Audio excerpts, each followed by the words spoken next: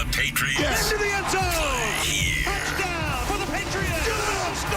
WBZ FM and HD Boston 98.5. The Sports Hub. A Beasley Media Group station. Sports Hub headlines. Bill Belichick, the most successful head coach in NFL history, is officially going back to college.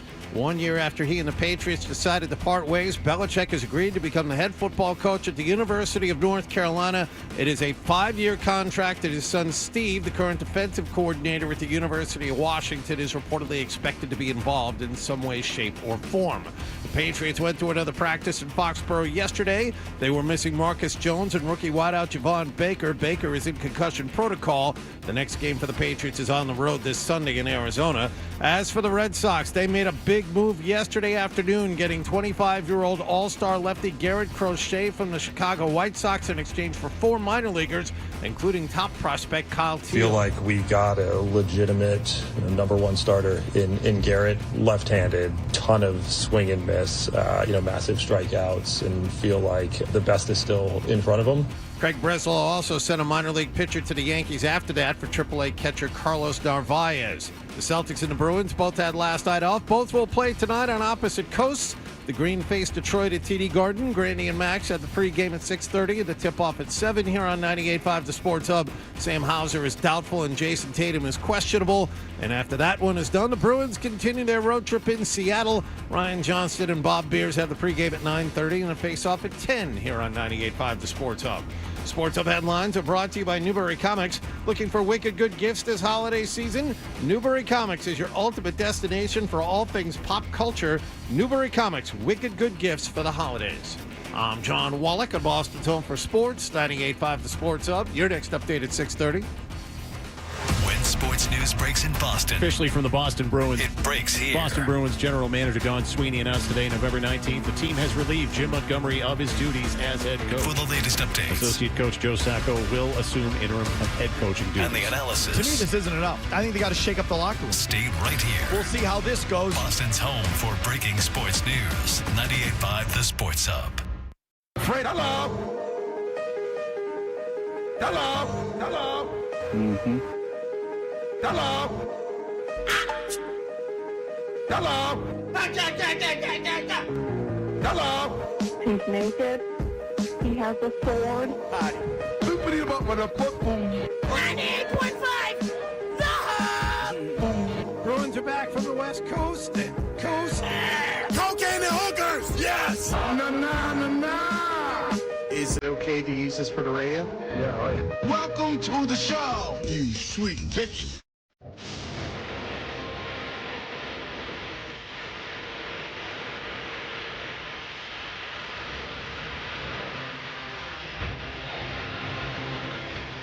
Great battle scenes occur in this movie.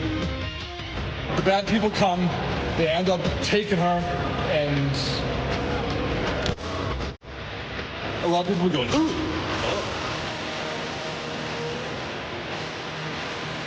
Everyone's like, ooh, ah.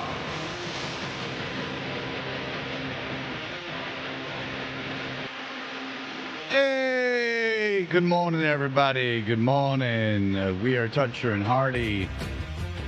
Town Fair Tire Studios. You can give us a call, 617-779-0985. Also know, we're brought to you by FanDuel Sportsbook. Make every moment more with FanDuel. And watch us on YouTube. You can go to 98.5 The Sports Hub on YouTube. You can watch the show live, participate in the chat, and then 24 hours a day, watch our program and highlights from others and Joe's program live. There's so much going on. We do appreciate it. I don't know why I just said that. I'm just filling time in my brain. I'm very tired. Yesterday, we did the show. I left at 10:30. I needed to go in order. I thought I was going to sleep. But then it was raining. Did you know it rained all day yesterday? I heard something about that, yeah. So I called my ex-wife. I'm like, look, can I bring the dog over? I want to go to sleep. And she's like, yeah, I'm laying down. I took the kids to school. Can you just bring them over in like a half an hour? So I'm like, all right. So like it was like I brought him over like at 11:30, and I had to get my daughter at 11:30. So I had to get up at like around 1. So I got back at 11:45 and I went to lay down, and there was no going to sleep. And then 1:30 I picked up my daughter. I went out to the middle of nowhere to see my son play basketball. That all happened. He's always the last one ready afterwards. After any sport. Oh, God. Yep. I know. Yep. Like, they all went into a locker room, and he's new at the school, so he's like, I'm going to the locker room. I'm like, okay, yeah. You don't want me, like, milling around. And then every kid on the other team came out. Every kid on his team came out. It's not like they're showering. Like, they're just grabbing their stuff and taking off their uniform. It should take 10 seconds. And, he's last. Oh, you should see him in baseball. Oh, is it something? Because that's when he's really feeling himself. He's got to take his cleats off and put on Crocs. He's got to, and then hang the cleats on the baseball bats and the bat bag. He's got, and he's not a catcher or anything. He just has to throw some crap into a bag. And so he comes out. So we leave there. Then they're both in bad moods. So I said, all right, let's go to, we can go to Chick-fil-A. That they're very excited by Chick-fil-A. So I look at what's the closest one. The first two are in New Hampshire.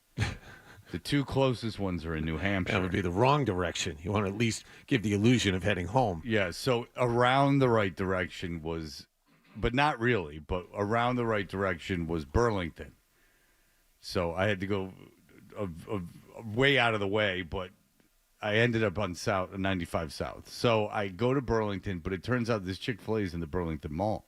So now I got to park at the Burlington Mall around Christmas time. Always fun. And it's never easy to park at a mall, but now it's raining, so there's no parking spaces that are close to where you actually want to walk in. Right. And then they don't want to walk in the rain, and it's a lot, but we're going to do something specifically for them. Right. And then so we get Chick-fil-A, we bring it into the car, and I had gotten a sandwich, and then I had gotten the nuggets because I was going to have the nuggets, like, if not yesterday, then today. I wanted the sandwich in the car. I specifically got it. And the one, they forgot my sandwich, or they forgot a sandwich. And my son says, you can just have it, which is very nice of him. But obviously, you're playing with fire there. So I'm like, no, you take the sandwich. And so I didn't even get Chick-fil-A. And we go, I had the nuggets, but they weren't. I couldn't eat them because you can't eat nuggets in the car really when you're driving around like that in the rain in the dark. Because of the dipping situation. Yes, it adds a whole element. Yes, and you really got to have two hands really because you can't put the dip in the thing with the nuggets while the nuggets are still in there. So and then you got to undo the sauce packet. Oh God. And you're on the freeway. If I'm on a what do you call it? What do you call it when it's not the freeway? There's a name for it. Something road. Interstate. No, that's the freeway. 2-lane road. Surface Street. Surface Street. Thank you, Hardy. Of course, you got it right. Yeah. I'm having Ryan pull evidence to really give it. And he does have it. Yeah, we'll do it at 7 when we do the story. Thank you. And 8. And 8 and 9. 9:20. And 9 and the whole show. So then I get home and then I got to get my dog from my ex-wife's house. She was very kind to take him. Then I got to go get I need to get them something from the store. And then it's 8 o'clock and I got to coach her basketball practice. Oh, then I got to take him to PT. Then I got to go coach her basketball practice at 8 o'clock. So I got home at 9:30. And then there's no going to bed because now I'm awake. And so I went to bed at like 11:30. Okay. So I'm right there with you, but I do not have all of the reasons why behind it. And I did get a nap yesterday.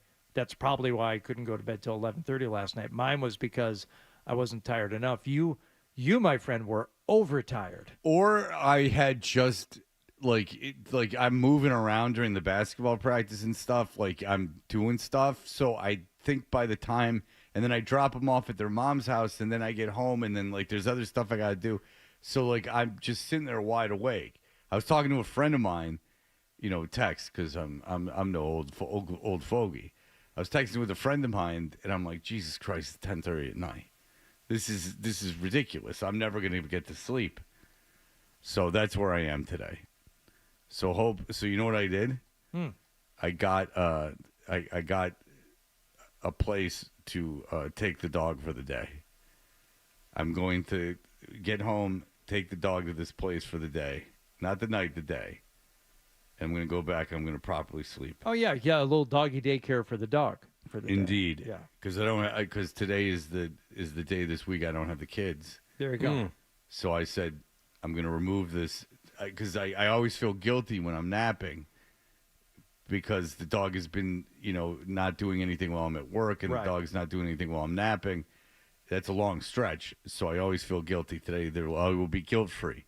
Well, that's very thoughtful. Yeah. And my dog does not want to go outside in the rain. No, mine doesn't either. I don't know a lot of them that do. It doesn't make her a special, unique flower. I have to go outside and stand in the rain to get him to come outside. Yeah. Oh, yeah. Multiple times yesterday, I'm like, come on, let's go do a lap. Let's check the perimeter. I wish I had your problem.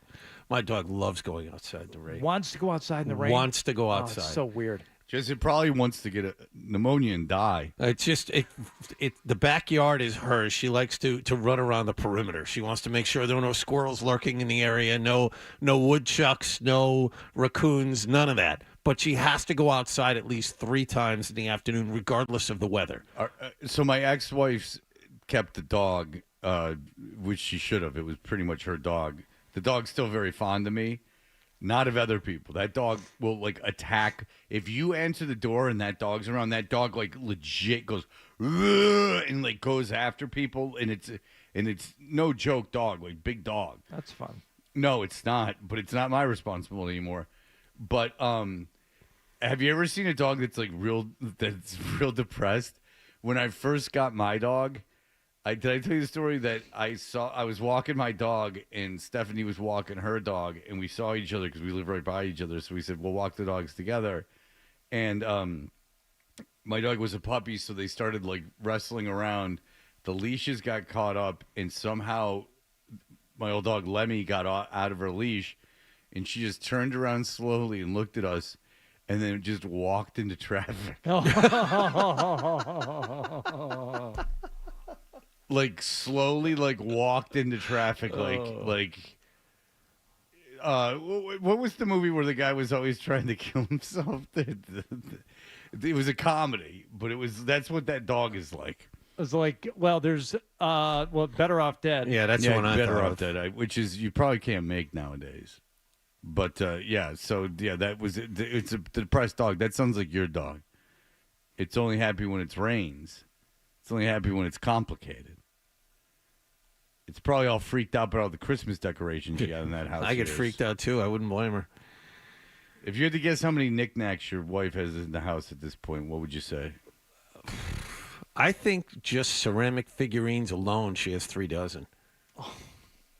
Have you seen pictures? I mean, Hardy, I could show you the pictures if you really want to see them. They're everywhere. And She's then we have Guggenheims. 2 or 3 fake, 2 or 3 fake trees, complete with decorations. More decorations than we need for all of the trees. How many trees do you have? How many Christmas trees? 2, and I think there's a 3rd one still downstairs that she didn't put up this year. Oh. Is there any part of it that looks good to you, or does it? If people come over, are they like, "Oh Jesus"? No, it's fine. It's just it screams Christmas. It's fine. I know you resign yourself to it is what it is. I've been beaten down by time with this. Yeah, I know. So I know you listen. I'm proud of you. It's very admirable. I think you kind of just keep blinders on around your house and just at any time of year and just. Oh man, we have garland going up the banister, going upstairs complete with reindeer all the way down. Yeah, but my old father-in-law, I told you he had that room in his old house that was clowns, and when you went in, it was like, oh Jesus Christ, it was just this so much that it was real weird. And I like Christmas. I like Christmas too, a lot, and I have Christmas decorations. But I can imagine that at a certain point, you're just like, oh Jesus, like this is like weird. It's everywhere.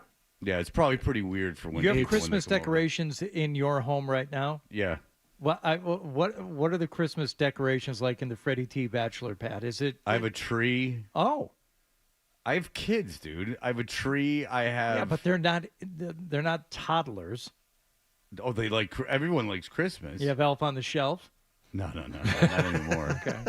I probably have 10 Christmas decorations in a tree. Yeah. What are the other decorations? I have the RV and house and Eddie from Christmas Vacation. Okay.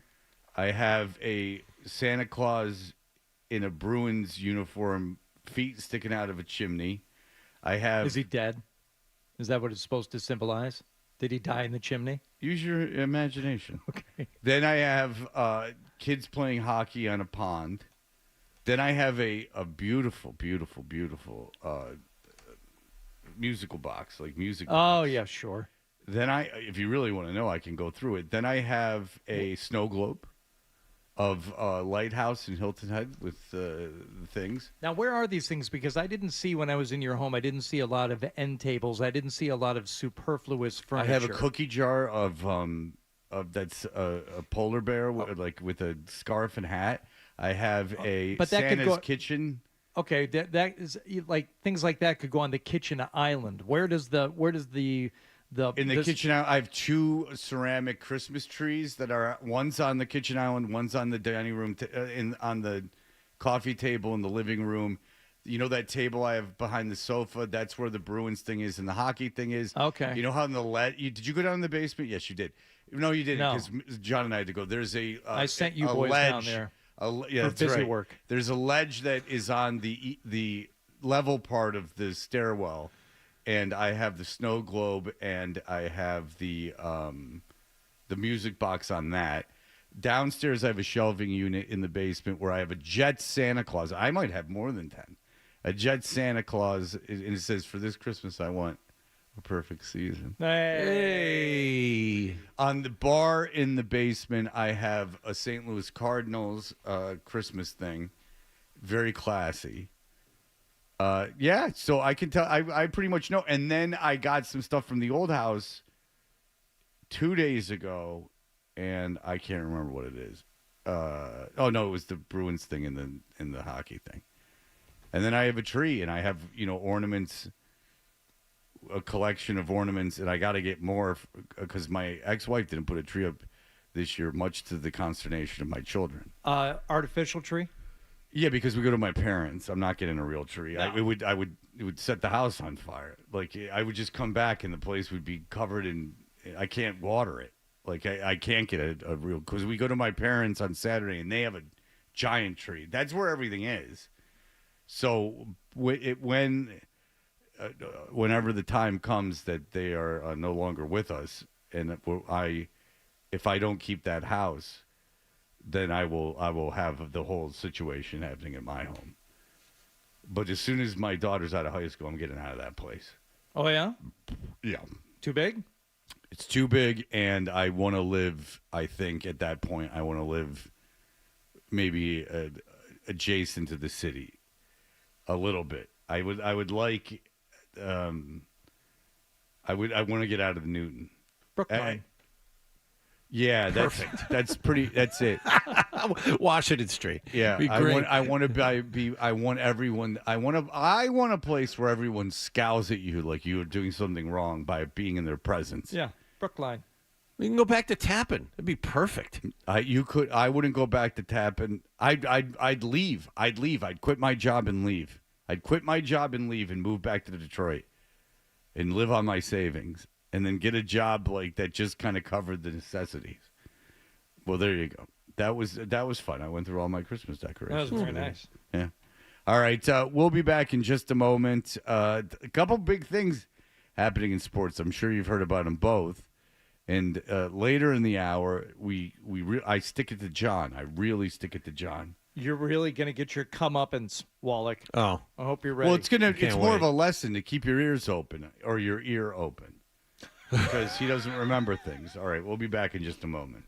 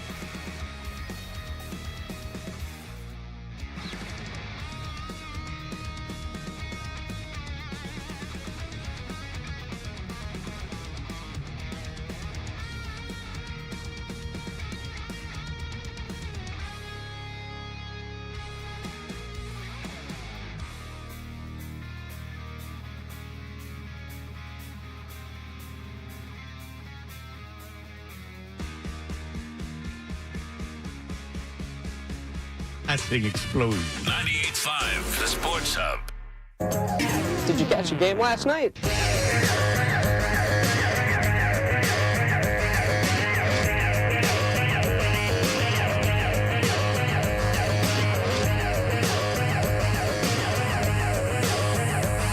Hey, we are Toucher and Hardy. Hardy, what happened last evening or yesterday in general?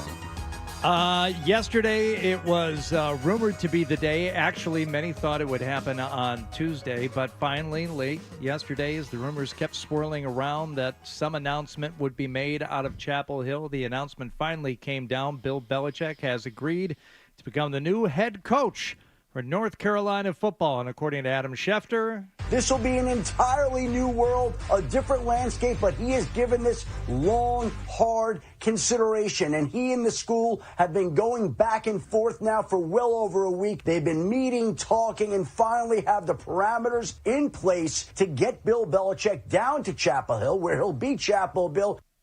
Chapel Bill. Wait, well, what was that again, Chapel Bill? But this was a difficult decision. This will be an entirely new world. No, we already heard that. Never mind. Yeah, this is Adam Schefter without any information. Right. Kevin, what many would never have imagined is now happening. Bill Belichick is finalizing a deal to become the next head coach at North Carolina. He now will be affectionately known as Chapel Bill. If he doesn't get a laugh the first time, just tell the same joke again. I don't even know why that's funny at all. It's not. It's not funny. It's just punny. Bill rhymes with Hill. Yeah, it's punny. Yeah. You know what? I bet you there's people that laughed at that, like out loud too. He is leaving the NFL, where he was victories away from becoming the all-time NFL. Why is he winningest talking coach like that? To Jesus, go to this college, is so to dumb. Chapel Hill. Yeah. He was victories away. How many times do you want to say Chapel Hill too? Like, it's obvious you don't know anything that anyone else knows. So you're just saying it in that distinct voice. He's using his information breaking voice instead of just saying the information he has is that Bill Belichick is going to be the coach in North Carolina. Everything else is just garbage that we all know. What he should have broken was, Adam. Adam. I missed it. Jesus Christ. What I was just it? told you. I know, but then I popped. Play what I told you to play. Which is what? Oh, yeah. Oh, no, I'm sorry. Hardy has that. I think the best. No, not that. Jesus Christ. Well, I don't know. You told him. Oh, yes.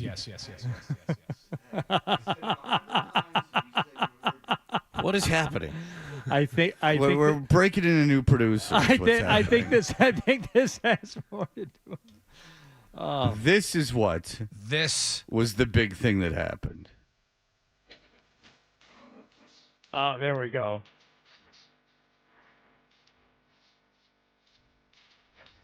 Peg. Get it?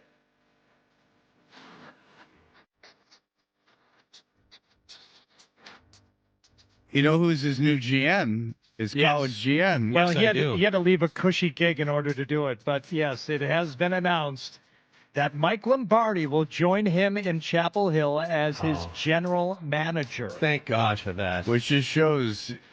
If you ram your nose up someone's butt for long enough, they'll hire you. Well, it's true. Like, Belichick's in his Trump phase right now. Like, he's just anyone who publicly supported him gets a role. Like, Vince McMahon's wife gets a role. Like, even if they don't have any idea what they're doing at the position they've been hired for. Yeah, and even if you love Trump, you have to admit that he's just appointing people based in some positions, and some of them are like ambassador to the UK or something. Right. Who cares? Like, that's what you do with that stuff.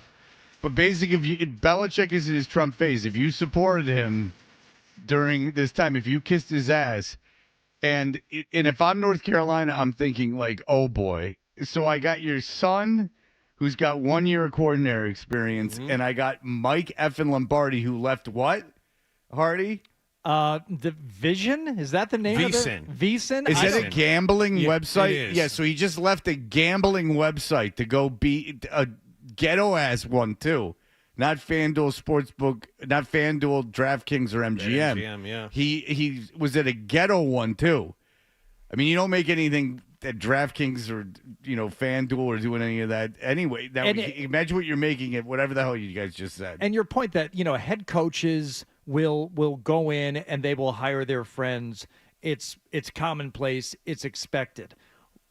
The issue here is that we don't know who these people are that get hired in other programs. We know who Mike Lombardi is. We know that he is ill-equipped to do anything other than kiss Bill's ass. Yes. That's what he is born to do, apparently, because I can't tell you anything else about the guy's current day credentials that would make him the right person for that job, other than he's a huge ass kisser and he just swings from Belichick's nuts. Which is the only reason he gets called to do any kind of shows whatsoever, so that people can prop him up and make fun of him. Yeah, goof on him. Now he's got to move to North Carolina. And I can't imagine he's making much money, but it's not like he was making any money in the media. So now he's got to move to North Carolina because the GM of a college program, if Belichick's making $10 million a year, which is a big pay cut for him, he's making $10 million, 3-year deal, $30 million. He's making $10 million.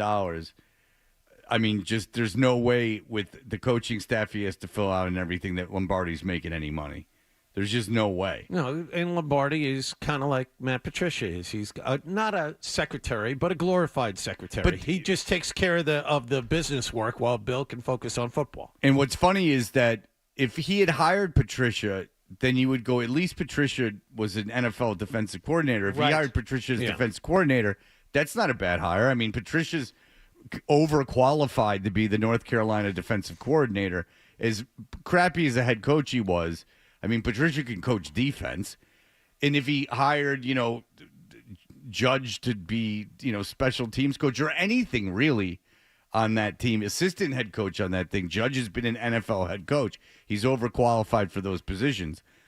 And I know Lombardi has been a personnel guy in the NFL, but let's be honest. How long ago? A long time ago when he's a dope with no knowledge of the college game. So wouldn't you want the guy, if Belichick's never done college before, wouldn't you want the guy who's heading up NIL and recruiting and everything to be someone with college experience? You say that he doesn't know anything. I know way more about this.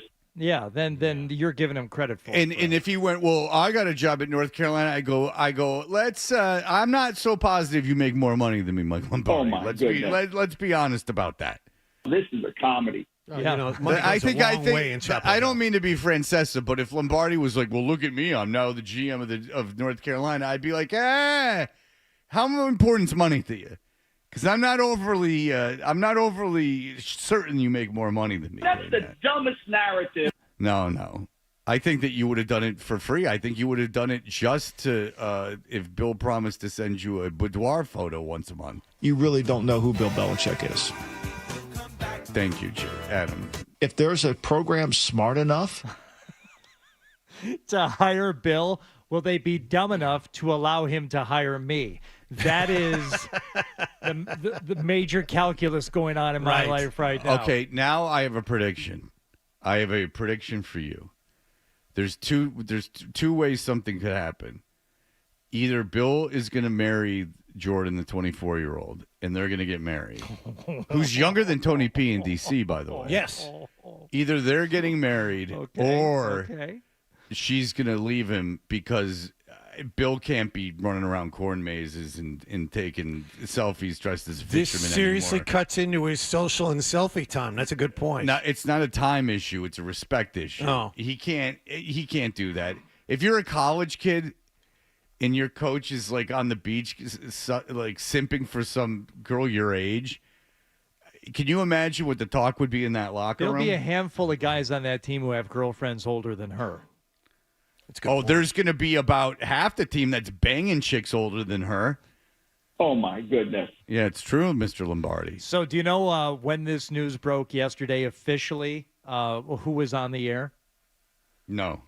Felger and Maz. Mm-hmm. Do you know who was doing headlines for Felger and Maz yesterday? Yes, I do. And go ahead. Chapel Bill, six-time Super Bowl winning head coach Bill Belichick is finalizing a deal to become the new head coach at North Carolina. Sources tell me, Pete Thamel, and Clow ESPN. Pathetic. Boo hiss, boo hiss. You caught the vibe. I'm vibing off on you. Let's not even get into Gavin Crochet. Let's stick with this. Boo hiss. That's disgusting. You know what? This is like 80s Liza Minnelli. Not campy enough. Boo hiss. Become a bit of a parody of herself. This is delicious. This is pilled out Michael Douglas show Judy Garland. This is Bette Midler post Beaches. That's gross. I mean, let's do an exercise, Felger. Put on Midler doing Wind Beneath My Wings last Johnny Carson show, and then let's see her 10 years ago, and you tell me which one's the diva. That's a deep pull.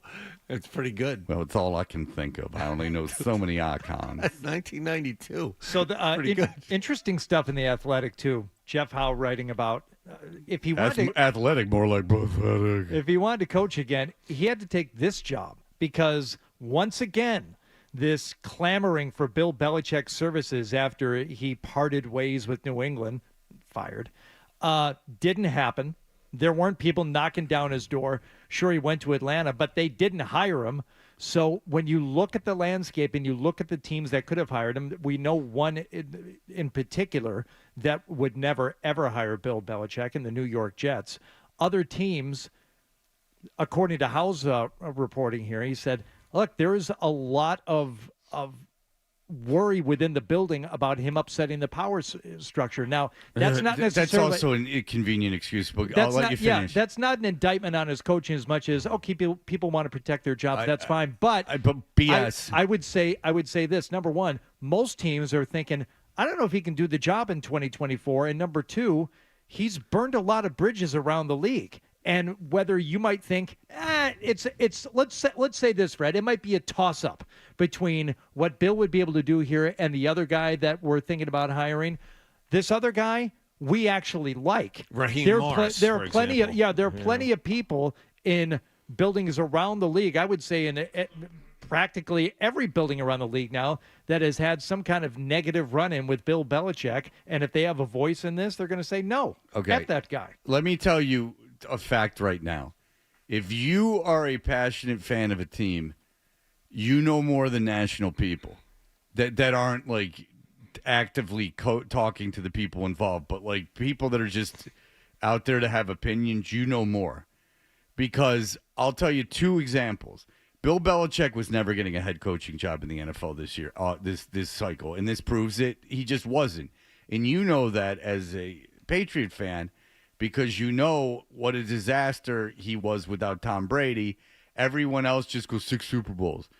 And the second thing is Aaron Rodgers. Just any inclination that Aaron Rodgers is going to be a starting quarterback in the NFL next year is just from people that haven't watched him. That's all it is. It's because it's too guys like Dave Richard watch every game, but it's too much, and it's really not even necessary to be entertaining and do their job. It's much easier just to say, "Oh, Aaron Rodgers, he's really good. He's still good. He's still playing, so he'll play somewhere next year." No. Or to like look at a him. box score and go, okay, yeah, like or look at the coach. It's easy just to do a mental exercise of putting things together and then coming out with some opinion on it. So you know more. Belichick was not going to get this. Do you? I said it yesterday.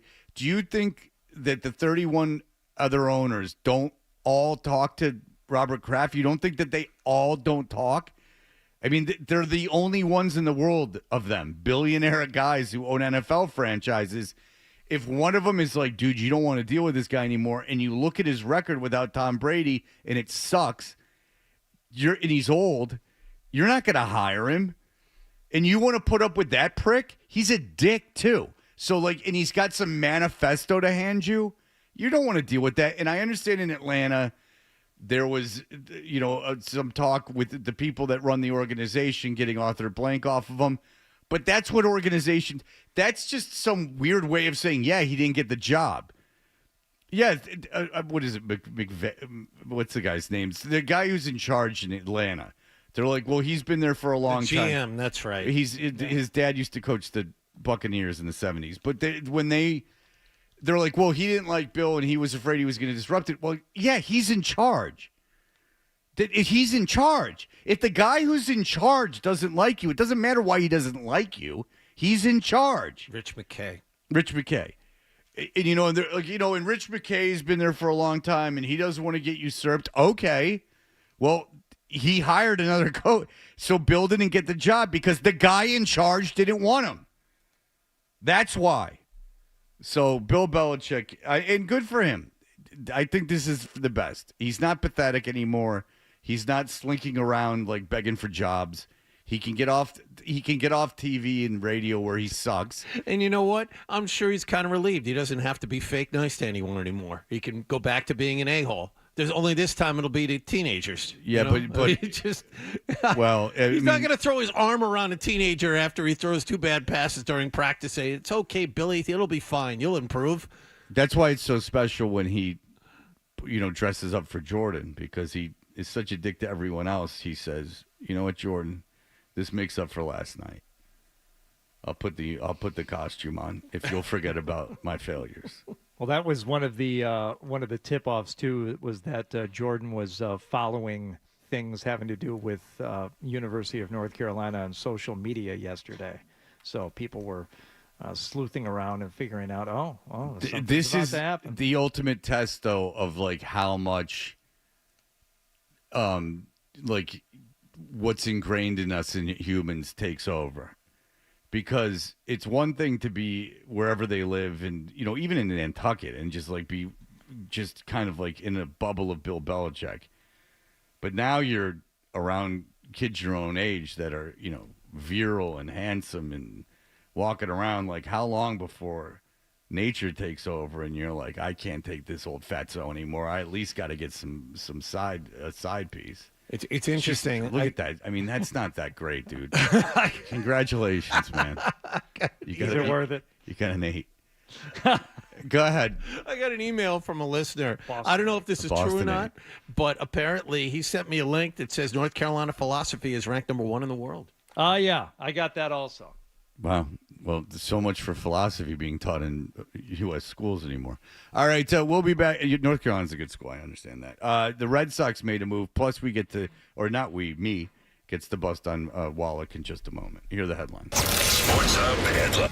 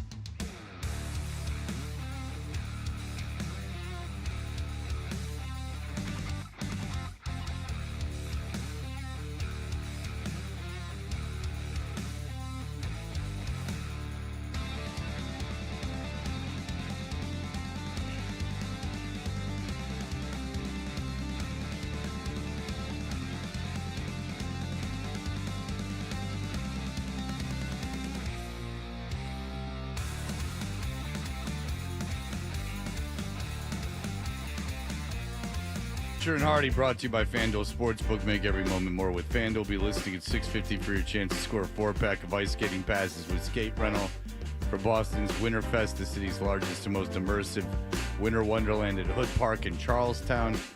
Enjoy light displays and ice skating rink, live entertainment, festive foods, local vendors, social media moments, and more. Go to winterfestboston.com to learn more. So Max Fried was signed by the Yankees, and when that happened, I had said on several occasions, even before the Max Fried signing, I had said something. And then when I got in this morning, I said, hey, John, I had said this, and he's like, huh? And I'm like, I've said this several times. Now, John's like Captain Baseball, like, look at me. I read baseball encyclopedia, baseball prospectus. But yet again, it's been proven, A, his retention of information is really almost alarmingly low. Well, let me ask: Is this the goal here to prop you up or to knock him down? Or it serves both purposes. Okay, all right. I just want to make sure. if you were to ask me, it's more A than B. But no. You see, I think it's more B. Yeah. I do think it's more B. You're right. Two birds, one stone. But I was trying to prop myself up off air because I was not going to do it on air. But then when you offended me, how did I offend you again? You didn't remember when I said things of this nature. And to the clip, shut up. And now to the clip. Okay. Everyone, shush. Shush. Fred is in control. All right, let him play the clip. Say the things to this nature again, because it was a great lead. And go ahead. When I said things of this, when John look again. Right. When I said okay, things, all right, everybody stop. Say it again, and then I'll just roll it. It's going to be shush.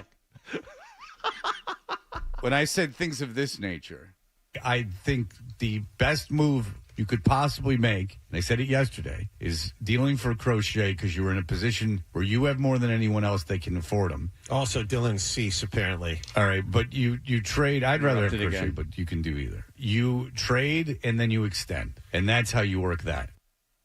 Wow. So I said to John, I said, hey, I've been talking about this a lot, that if you're in a position where you have more assets than anyone else, which is how they got Crochet. The White Sox GM has come out and said it. He said our offer, we were blown away by the Red Sox offer. Why would you pay an older slider pitcher, left-handed pitcher, when you can get a big burly stud that you barely have to pay, and you are dealing from a position of power and surplus? So I say that to John this morning, and John is like, huh? I don't What'd think you that's say? what it sounded like. I think you're exaggerating just a little bit. You didn't remember that I had said that. I said no. My exact words to you were, answer the phone, Nicholas, because I'm going to get back up here. My exact words were, I remember you saying Everyone's this, off and then their you game go, today. oh, my God. Oh, my God. I can't believe you don't remember. And that's what touched this off. And then what I said was, oh, that's right. I told you they could also trade for Dylan Cease. Yeah, and your answer to me was, always making it about you. Always making it about you. Right? That's exactly right. Yeah, I mean. Got me again. Who else on this station since before free agency has been saying that they have such they got to start dealing out of this prospect pool, and that they should deal for Crochet. I will say how this. many people said that? And how many people said they shouldn't have signed Max Fried? Why would they have done that when they have a surplus of young talent that they could move for a younger, better pitcher? I will give you the credit that you deserve in this case, because I'm listening to the afternoon show, and after listening to the air raid siren that is Tony Maserati for about 20 minutes, so I can't believe it. They need to spend money, Mike. They have money. They're not spending any of it. And then you would say, correctly, I'm going to say, that the way the Red Sox are going to get this done, because they're not going to spend 8 years and $260 million Nor should on they if they Corbin don't have Burns. to. They have now a lefty ace under team control for 2 years that they can re-sign probably for less money than it would have cost them to spend money on Fried and Burns. And even though they sent four top prospects, I think 3 of which are in the top 10, they still have plenty of prospects left over to promote. 3. So what's the motivation for the White Sox to do this deal? Oh, because they got 2 top 5 prospects from the Red Sox, and they're the worst team in baseball history. Yeah, but I guess everything about Crochet, the deal that he's under, because the arbitration is going to be based on the fact that he came up as a reliever, so he's under control. He doesn't hit free agency until 26. Their idea is that they got after the 26 they got season. three or four pieces that are going to play for them for one. And then there's an opportunity for 2 of them to be and stars. a young catcher, which is real tough to find. Yes. It seems you're clawing your way back. Okay. Ben, well, no, because if you're that bad, you need to fill your roster. No, you got to do that. You don't have the luxury. I mean, people were talking about the Tigers trading Skubal, and they weren't going to. No. It's amazing how much I know, and I get no credit. Ben, go ahead. Benjamin. Ready, baby. Hi, Benjamin. What if Fred was one of us? I mean, the absolute knowledge that you just bring forward every day. Fred, we're hoping that on YouTube, shout out YouTube Nation, love you all. Will you please revisit this at 7:30, 7:45, 8 o'clock, 8:15, 8:30, and maybe at 9 too? Yeah, well, let's pencil this in for 8:40. Thank you. Because we need to revisit this. Sure. It's funny. I wish baseball was a more popular sport so I could flex my muscle more often. To get ratings, I don't talk about it very often because it's a tune-out. I don't like hearing about it too much. And it's my favorite sport, but it's boring to talk about. Say what? But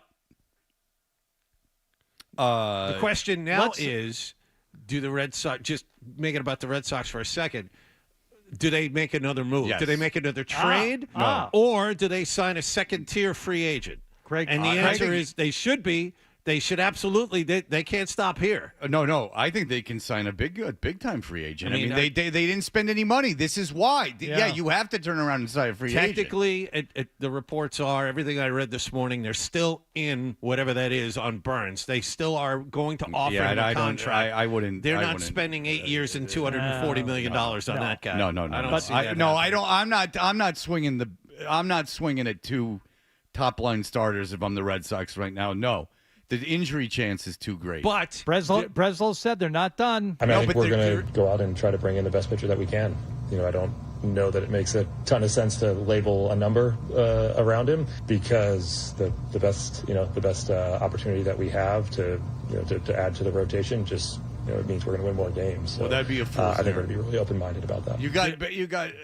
You got 2 top line starters now, theoretically, and you can fill out the rest. If Houck can duplicate what he did last season, you can Bayo, and then you got stuff. You got stuff to work with. You might get another starter, but I'm not getting another top line starter. No, I'm getting a positional player, but I'm not going to get another top line starter. Don't you agree? I mean, I don't want to. That's an injury risk and a burnout risk. I don't want to spend that much money. Oh no, I would rather if you're going to go spend some real money now, I'd rather be on an everyday. The trade with Seattle that the Mariners rejected makes a lot of sense. I mean, for some reason they've apparently given up on Costas or looking to deal him. Yes. I don't know why that is, but Seattle has a screaming need for a power first base bat. So. I mean, it makes sense if they're going to deal from the back of their rotation a young pitcher, again, to come here. Sure, that I do. I like that a lot. Yes. Another cost-controlled young guy who's good. If you can add that on top of what you just did, all of a sudden, you're cooking with gas here. All this right, is Johnny. good. You clawed your way back a little bit. Me and Benjamin give you a little bit of a pass. We'll revisit this again, though, because it seems like the audience likes it. You get knocked down a peg. They like it when I rise and you fall. That's 15 years of that. Used to it. Well, it's that most days you're the alpha and you're just walking around here with your chest puffed out, cock of the walk. And the audience likes it when you get taken down a peg or two. It doesn't happen very often, right. But when it does, when they relish in it. Yeah, when you Lombardi yourself. Wait until you've never been free Wallach. Wait until next week. It's almost charming the way that he wants to get out of here so bad. Caller number 10 to the contest line, 617-931. Not just for the Celtics job. He just wants to be away from work. Listen, the Celtics job is legitimate. No, he wants vacation. Caller number 10 to the contest line, 617-931-0985. will score a 4-pack of ice skating passes with skate rental for Boston's Winterfest, the city's largest, most immersive winter wonderland at Hood Park in Charlestown. Enjoy light displays and ice skating rink, live entertainment, festive foods, local vendors, social media moments, and more. Go to winterfestboston.com to learn more. We'll be right back in just a moment. You're listening to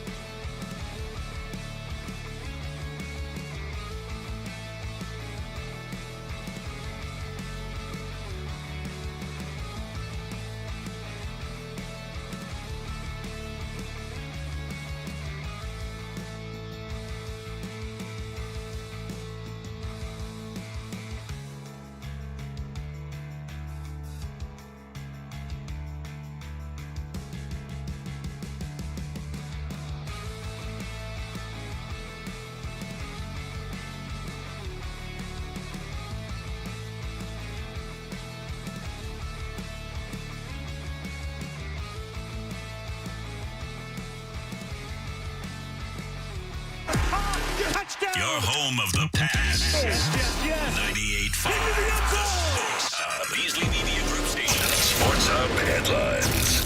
In a move that nobody saw coming a month ago, Bill Belichick is now a college football coach.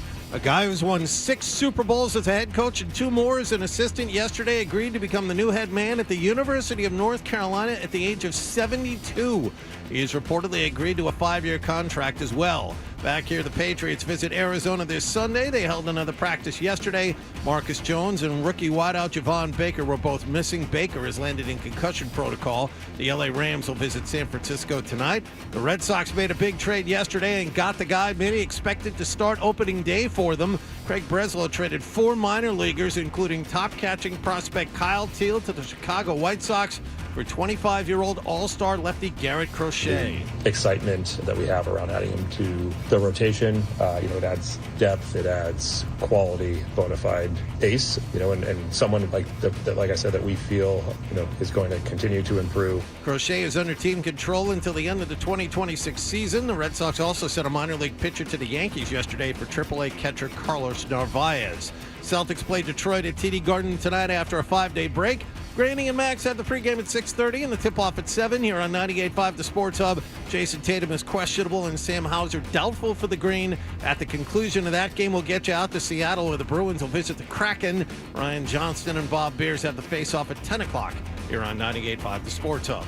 Sports Hub headlines are brought to you by Dr. Matthew Lopresti and Leonard Hair Transplant Associates, the hair doctor of Hardy, Charlie McAvoy, and Brian Scalabrini. Call 1-800-GET-HAIR for your free consultation. I'm John Wallach of Boston Tone for Sports, 98.5 The Sports Hub. Your next update at 7:30. New England plays here. Down the right side, there's a separation. Touchdown pass. Yes. Perfect dive from Drake May. 98.5 The Sports Hub. Hey, if your alarm clock sounds like this is the show for you. Toucher and Hardy, The Sports Hub.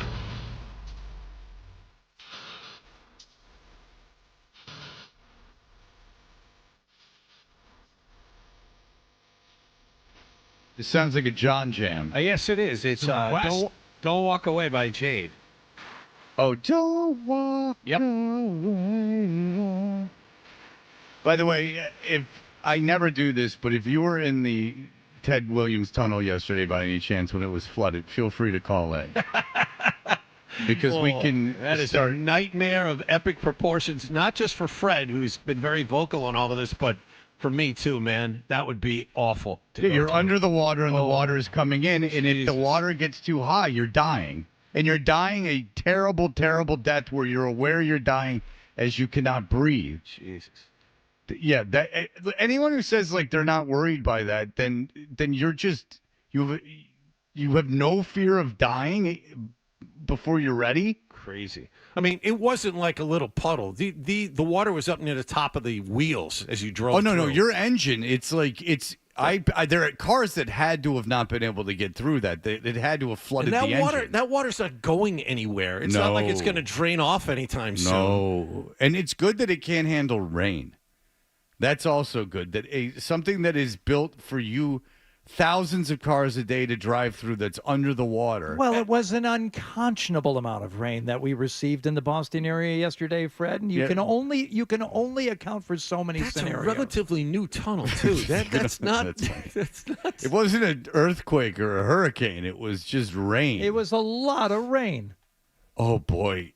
First of all, if I was driving and I saw that there was rain in the tunnel, I would just be like, we're doing this. I don't care what we're doing. Should we just do this now, this thing that we've been wanting to do? Yeah, go ahead. Yeah.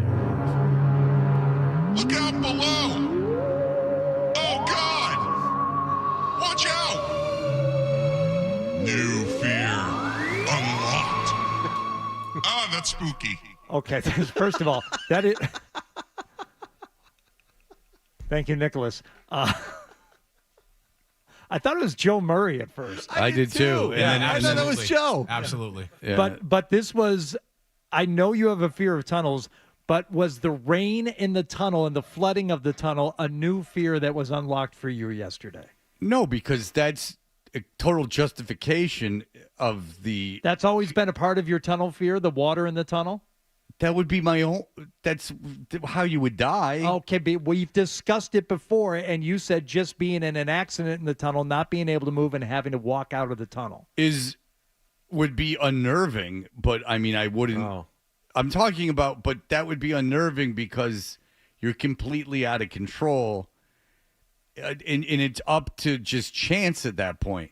Like, which most of life is, but the odds are stacked against you. Go ahead. There was a disaster movie Stallone was in called Daylight, right? Where they were Yes. trapped in a tunnel and the water was coming in. Not to be I confused with Cliffhanger when he was right. a mountain climber for hire. Right, but I mean, I watched that movie. I was like, oh my God. I mean, it All right. visibly gave me the shakes watching that. New fear unlocked. All right, let's be honest.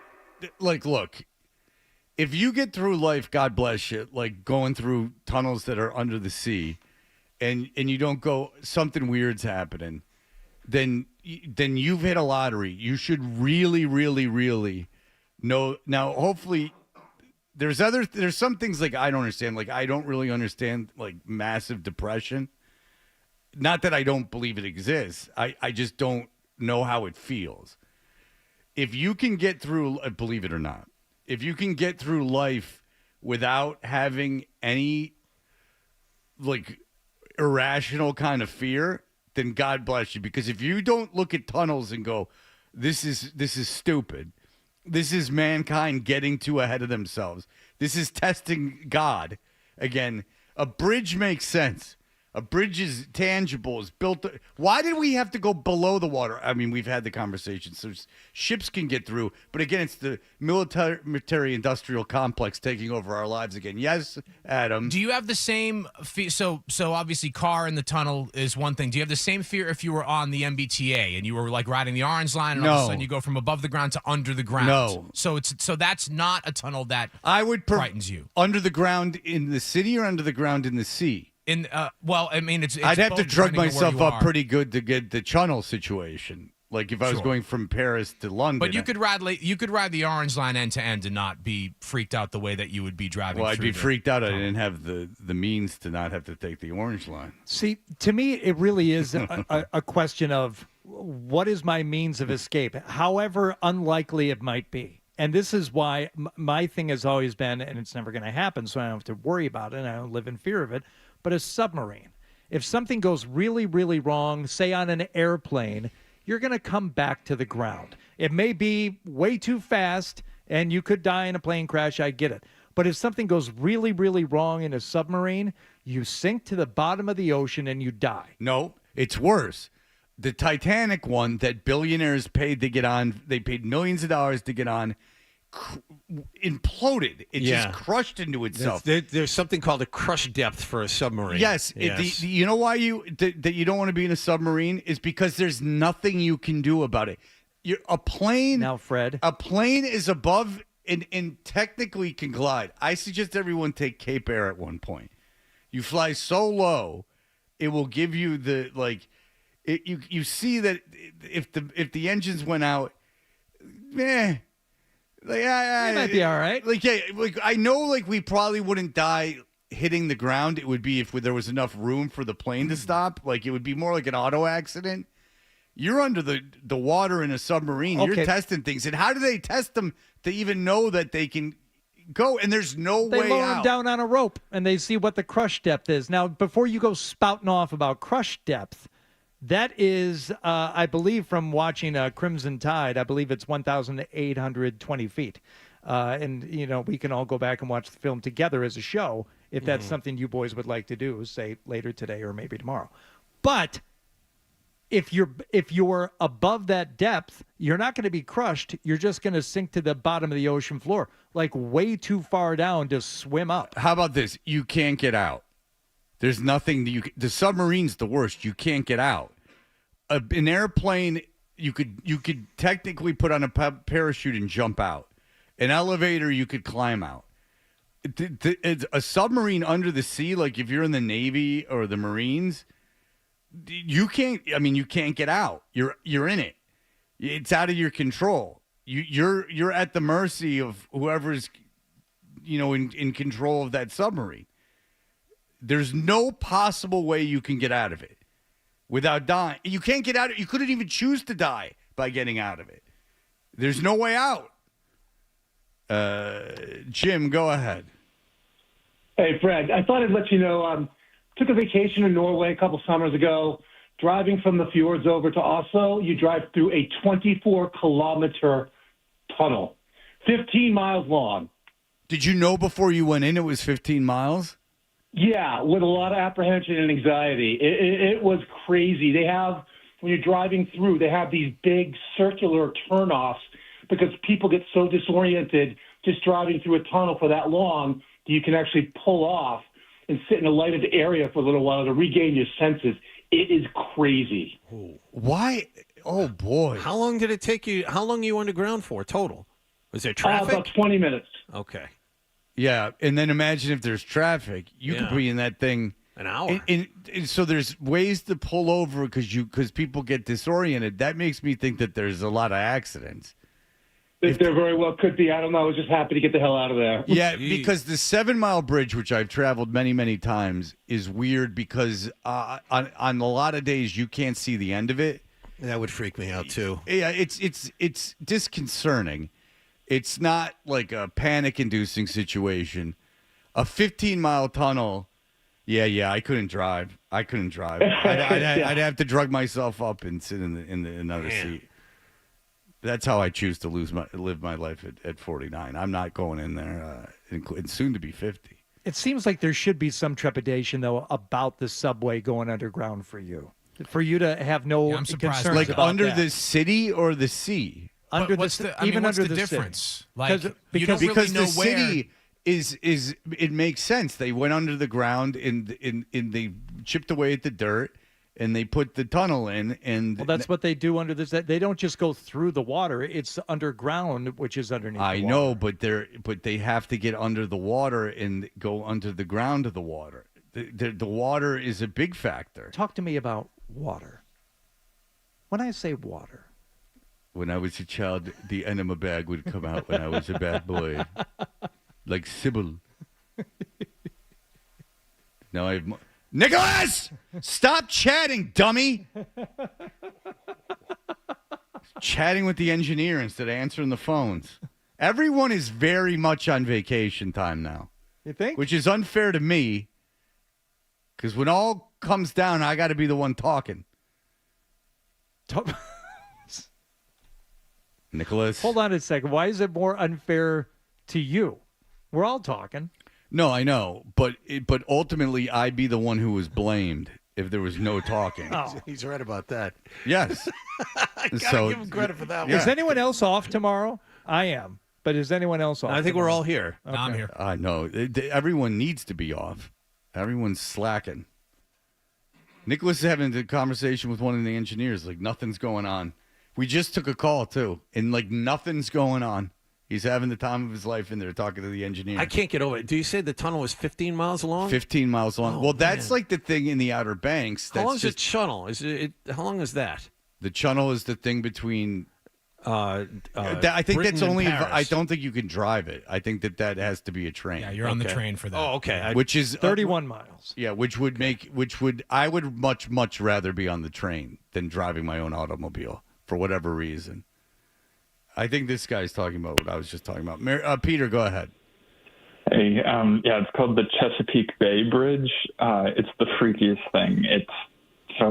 It's the combination of a suspension bridge over the water, but then it gradually goes to sea level, and then you just slowly dip underneath the water, and you can see your car like you just see yourself driving under the water. It's the freakiest thing. And I have friends that I have a couple I'm friends with that has a place in the Outer Banks, and they're like, oh, it's not that big a deal.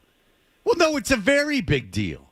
No, it's freaky. Like even to people who take like the other Bay Bridge from Baltimore over to Annapolis and stuff like that gets my palms sweaty. This is different. This is like you see yourself like submerging. Oh, It's yeah. freaky. But, okay, I'm looking at it right now. Yeah, I don't care for that. No, and it's very, very long. Very, very It's incredibly long. Incredibly long. Yeah, and you know, there's no guarantee that that the traffic is moving freely during that.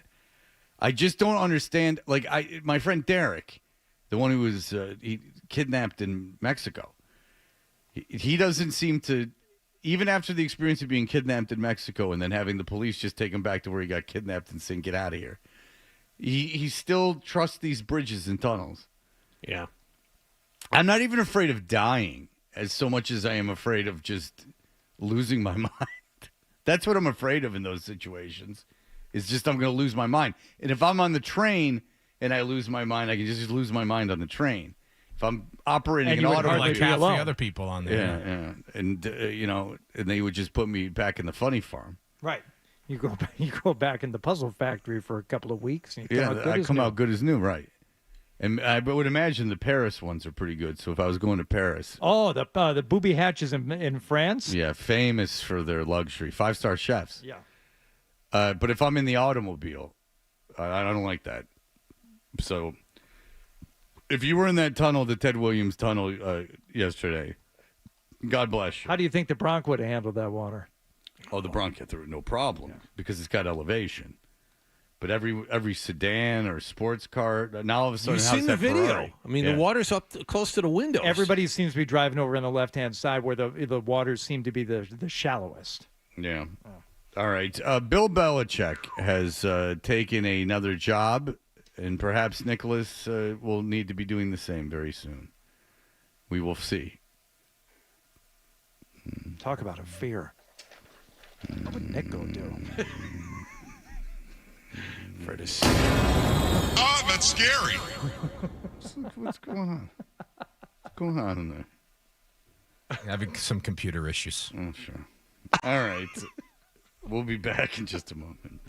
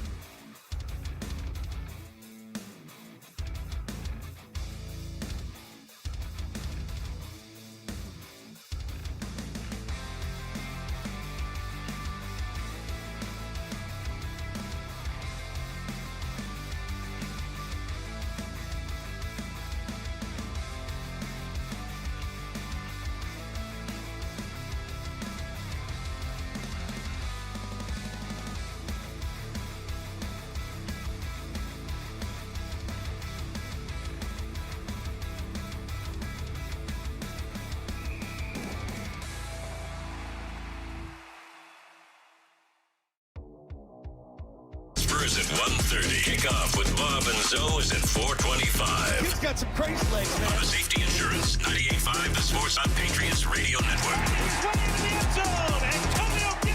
It's the Pats and the Cardinals on your home for football all year long. 98.5, the Sports Hub. It's called rising and grinding. Start your Got day. your finger on the pulse, Fred. Begin your Seldom day right and never wrong. right here. Is that Toucher or is that Hardy? Kinda looks like a poodle. It's an effing poodle, dumbass. The Sports Hub.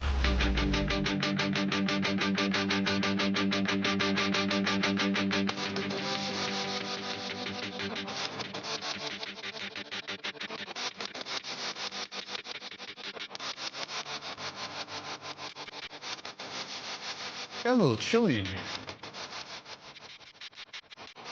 Anyone else a little chilly? A little bit, but I prefer it. I prefer it a little chilly as opposed to too warm. Oh, I agree. You need the Letterman comedy, like, cold. I've often said that, but maybe not this cold. And I'm a guy who can take can go in a cold plunge. I'm gonna do that today. Just a heads up. I'm gonna come in tomorrow with that endorphin rush, that dopamine kick. Ask Dan Roach, who's going to fill in for Hardy tomorrow if he ever does that.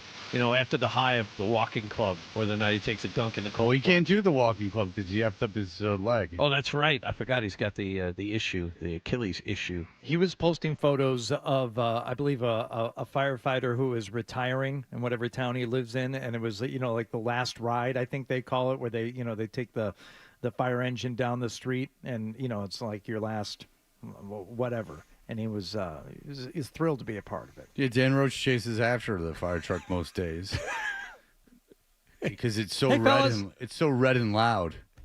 He can't get it. Hey, what's that? Whoa, red and loud. Thanks for what you do, guys. Yeah, boy, you guys sit up high. Maybe I can get in. Yeah, you know what I've noticed? Them guys driving them fire trucks, they got the headsets on. They're wearing like the full earmuff headset. Yeah, that's what 20 years ago what John would have had to have worn if he wanted to live a somewhat normal life. But now they can implant it in your skull. You'd have to walk around with headphones all the time and a microphone. Yeah. How about an ear trumpet? Yeah. Or just a Mr. Microphone. He'd have to tune the It's like a big funnel you just stick in your ear. No, a Mr. Microphone would work if he had. He carried a boombox. A boombox with the earbuds in, and he just always had it tuned to like 91.1. Yeah. And do you remember the ad for Mr. Microphone? This is even before I was like, I just know this from YouTube. The ad for Mr. Microphone, part of it is calling out to women, like whistling at them. Hey, good looking. I'll be back to pick you up later. Yeah, hey, Double Bubble, need a ride? Yeah. I don't even remember that. All right, Scott Zolak. Hello, Scott. Don't touch the temperature in there. You hear me? Why? Because it always gets hot when we come in there, and it takes like 3 hours to go down. Yeah, well, I mean, there's something called a thermostat, Zoe. We can turn it back Shut down up, when Paul. you get You know here. the thing doesn't work, and you got to set it, and it's got to take like 3 hours to kick in. Talk to Dennis about it. Okay. Well, Dennis is too busy narking on nutty people that are in them places. Well, then you're gonna go to a cold plunge. I work out. Oh, I do this. I do that. I didn't say I worked out. I said I go to the cold Oh, you plunge. talk I'd like about to it see every day. I'd like to see you Every in day. the. I'd like to see you in the cold plunge. Oh, have a good day, buddy. Love you. All right. All right. Was he talking to you or is he talking to Brody? I think it's Brody, but either way. Yeah, that's why I didn't say it back. Yeah. I think he was talking to Brody. Yeah. All right. Listen, Bill Belichick. We have more reaction. Yeah, so Bill Belichick is now, as you know, the coach of the North Carolina football program. What that means is that he could not get a job in the NFL. Obviously, he had to go to a program that's never won the ACC. I believe North Carolina's never won the ACC. I know their last conference championship was 1980. I don't know if the ACC maybe it was existed. 1980. I don't know if the ACC existed at that point, but they have one double-digit win season since 1997. Yeah. They've won one bowl game in the last 11 years. Yeah, so he took a pretty, very mediocre college job, and good for him. I mean, if he wants to coach, he proved that he does indeed just want to coach. He's what, the 5th highest paid college coach right now, in quotations, because I have a feeling a lot of those guys are making much more money than is listed on the government books. Probably true. But you have reaction of this, Hardy? I do, notably from current Patriots quarterback Drake May, who, of course, is a North Carolina guy, and he had this to say. Yeah, no, not really. I haven't really talked to any of the guys. And most of the guys in my class, they'll be gone. They're seniors. There's no really rapport with the young guys, and I'm sure they'll be excited. And I think anytime Coach Belichick, defensive mind, and show you get that defense rolling, and it's a fun spot. I think it's a great spot and a great coaching job. I can't blame him. It's an awesome place. All right. Well, you ran out of such steam, you almost stopped talking at the end there, Mr. May. Yeah. You don't have to fill up a certain amount of time. Yeah. You could just go, yeah, it's interesting. Yeah. Defense. He's just saying anything that comes to his head. Defensive-minded coach. Fun. Yeah. Yeah. I really don't know anybody there. None of the guys I know are going to be there when he gets there. I don't talk to the kids. What do you think I am? You've Some got weirdo? connections to North Carolina. Did you know? No, yeah. No contact. Nowhere yet. I'm worried about this weekend, and got my own games to worry about, but no insider info. No, yeah. No, yeah. Well, what is it? No, yeah. They didn't get that out of you in North Carolina? They Yeah. teaches how to speak? You got to use a lot of like me. Well, we heard the news as it broke on Felger and Maz yesterday. Chapel Bill, 6-time Super Bowl winning head coach Bill Belichick is finalizing a deal to become the new head coach at North Carolina. Sources tell me, Pete Thamel, and Clow ESPN. Boo hiss. I feel you. Boo hiss. That's like the raspberry I gave at the Myrtle Beach production of Guys and Dolls in 1997. That's boo gross. hiss. I'm totally aware I'm watching a play. That's disgusting. It's But disgusting. That's just him relaying information. What was another reaction? I thought I thought this was Matt McCarthy. It's Mike McCarthy. Oh. Damn it. I was setting it all up. All right. Well, let's see what stupid. Well, I let's say see what- Chapel Bill. You know what it gets in it gets in a long lineage of fun phrases I have. You want to hear? Yeah. Shoot one out at me. Just any place or just a place that's involved in sports. Okay. How about Atlanta? Atlanta. He's going my Atlanta. He's going to Atlanta. All right, I got heartburn. That's better than I could come up with. Give me an. I mean, like an arena or a special area. Just give me something. Wrigley Field. Wrigley Field. More. Jesus Christ. You can't say it? No, go give me another one that I don't have to. Let me chew on that one. Yeah, I know. Give me another one. One more. Ford Field. Ford Field. The Red Sox are coming in more like board mealed. This is delicious. Mealed? Yes, I added an M. All right, let's see what stupid Mike McCarthy had to say about the Belichick news. What are your thoughts of Bill Belichick going to college and coaching at the University of North Carolina? So he's going to North Carolina? Okay, wow, that's great. It's a beautiful place. No, I'm serious. I think it's cool. I really do. Coaching's coaching. I'll say one thing: there'll be someone to be reckoned with. Also, whew. Okay. Now he'll never get God. fired. He's not taking my job. Yeah, now he'll never get fired. Bill Belichick was not going to get a pro coaching job. That is to me something that has to be like reiterated time and time again here. And I'm glad you said it. I'm glad The Athletic wrote about it. I'm glad Jeff Howe said it. He wasn't going to get a job in the NFL again this year. No, this next offseason. He was not getting a head coaching job in the NFL. And if you watch, and I know from doing it myself, but if you watch national guys whose job it is to have an opinion on anything and everything, know this, that if you actively follow what they're talking about, you know far more about the subject than they do. Because everyone They just did a thing. I never ever watch it, but I just happened to see it because the Bruins or something were on ESPN, and so when I turned it on, it was on First Take. And I like Stephen A. Smith, but not enough to watch him on TV. And it was Stephen A. Smith, Shannon Sharpe, and another guy, and they were showing that Jerry Jones had been on the radio talking about how good Belichick was as a coach, and they were all saying how Belichick. Well, I mean, you got to hire him. You got to hire him. Someone's going to hire him. He's the greatest. Someone's going to hire him. And the thing is that, yeah, you're just saying that, but because you just don't have the recollection of how bad he was at the end of his run here. And he's old and hard to deal with. And Kraft is one of 32 guys, and they all communicate. There's no way that if someone asks Kraft about, Kraft says it. He said he's a difficult guy to deal with. He's hard to deal with. And who wants a 73-year-old guy coming off 3 losing seasons? Blowing up your front office for 3 years, and then you have to reset everything again. But even if he said he didn't want personnel control, and that's another thing that another narrative people were giving yesterday, is the reason he took the North Carolina job is because he'd have, control. He would have taken an NFL job without being the GM. Yes, he would, John. He would. It's a fact. He said he would.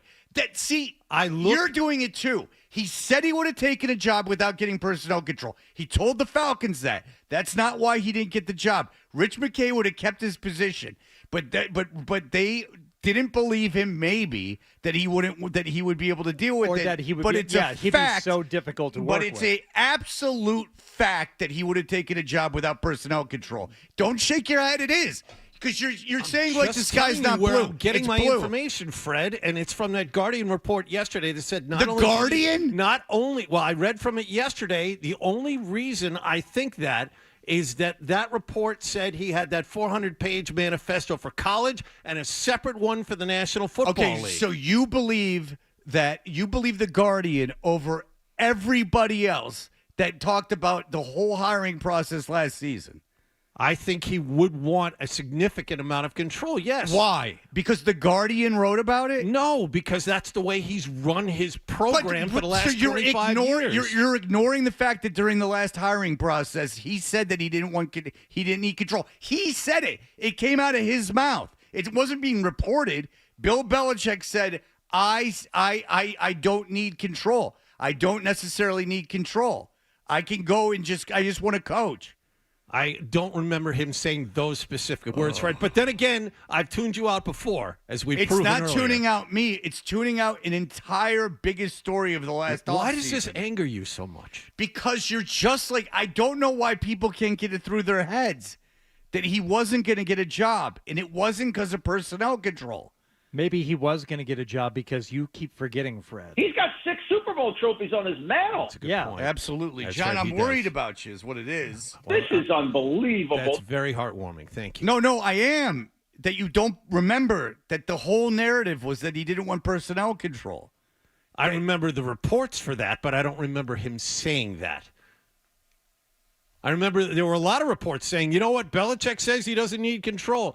I don't know if he necessarily said that. Well, what it boils down to ultimately is I don't think we give enough credit to how disliked he is around the league. Respected, of course. That's true. That's absolutely true. There's number one, disliked, and number two, a fair amount of, I don't know if he can come in here and coach a winning football team.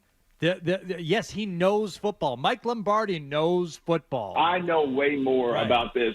Thank God they brought him on board. They know the game, but teams around the NFL, they're convinced he doesn't need to run everything. He doesn't need to do this. He doesn't. Your jobs will be safe. Okay, can he coach a winning football team? Not sure. Not sure that he can at the NFL level. What degree of success do you think he'll have at North Carolina if you wanted to predict, Fred? And if you don't have to, but if you had to guess right now, what do you how many games do they win this year? 6. What do you say, 8? He'll win 8 games next year. He's going to be the better coach. Like on in the every field? game he participates in, he will be the better coach. Doesn't matter who he matches up with. But again, the portal and transfers and all that. I mean, I don't know how much of that North Carolina roster that won 6 is going to be back next year. Yeah, apparently, like they have 3 big players that are in the transfer portal. And by the way, congratulations to college football for opening the transfer portal before bowl games. I know that's amazing. It's really amazing. You couldn't hang on for like another month. Management of the product. I mean, there's never been an organization that just went this into it. You've had no rights forever. They didn't dip their toe in the water on this one. No, Nope. and they just Cannonball. went, anything goes. Yep. If I'm a college coach and I got to prepare, because I don't think kids are gonna. But they enter the transfer portal doesn't mean they're transferring. But they declare for the transfer portal like before playoff games. Yep. Yeah. Like they do that. So there's guys on playoff teams. I don't know if they're starters. I don't have a knowledge of everyone's roster. But there's guys on college football playoff teams that have announced that they are entering the transfer portal. It's insanity. But, but he's got Lombardi running that thing. That's right. Thank God. Lombardi's in control of all the NIL money they're going to pay these kids. Yeah, and if you don't know Belichick, and I compare him to Trump in that, if you were an ally of Trump and you spoke for him, he was at least going to try to give you a position in his administration. And that is exactly what Belichick has done. He's got Lombardi, and if I'm Chapel Hill, if I'm North Carolina, I'm thinking, oh boy. They were 6-6 this year. With the transfer portal and everything else, I'll go 6-6 again next year. Because kids aren't going to transfer there. Yeah, Bill knows a lot and he can do a lot and he can scheme a lot, and he'll be the better coach in certainly almost every game that he plays in. If you don't have the players, we've seen what he can do with the lack of good personnel, and that is not much.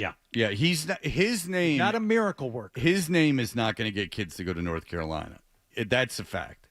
That what gets kids to go to schools now is money and prestige. He's going to have to change the way he coaches. He's going to have to be nice to these kids. He's going to have to coddle them occasionally. He can't remove himself entirely from the process because he needs to promote the program. And also because if he can't lose kids, they can just leave. So if you piss off a kid, he can just throw a tantrum and leave. That's the thing. When he shows up, he's got to kiss the asses of the people that are any good. Yes, that's absolutely true. I could see a Boston College situation, though, where he goes in there. You've got like a much better coach now, and things look much better at the beginning, and then water finds its level a little bit, so maybe they get to 7-5. Like Colorado when Deion first took over, and they won those first couple games. But Deion's a pretty good coach. I mean, they had a good year this year. All right, look. I hate to do it, but I have to go back at John in the next break, too, because it's written down. Well, it's been an hour. So, yeah. Well, it's actually, since I've been after John, it's only been like 8 minutes. But well, that was for something else. That was for something else. So we'll get back at it in just a moment. He's worried about you, John. I am worried about him. I see that. All right. Thank God. Sports Hub.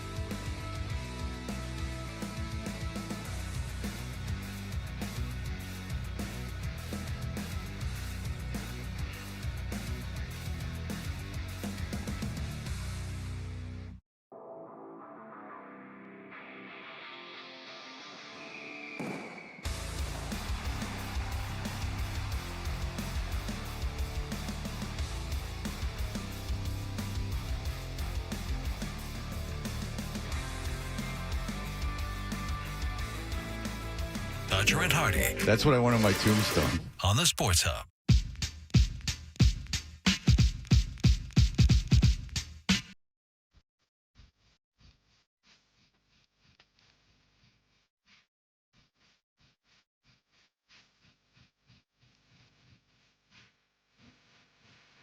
Hey, we are Toucher and Hardy, brought to you by FanDuel Sportsbook. Make every moment more with FanDuel. Now, in fairness, no one, I will say this at first, no one on this show did this. But when the Red Sox did not sign 31-year-old Max Fried to a contract, I think everyone freaked. I don't know what the midday show did. The afternoon show did because I hear promos. And Matt McCarthy, I told you, was on the air right when it broke. And I told you what he said. And this morning, John's a huge Red Sox fan. I hate to do this to you again, John, because I just embarrassed you in the last one with my vast knowledge.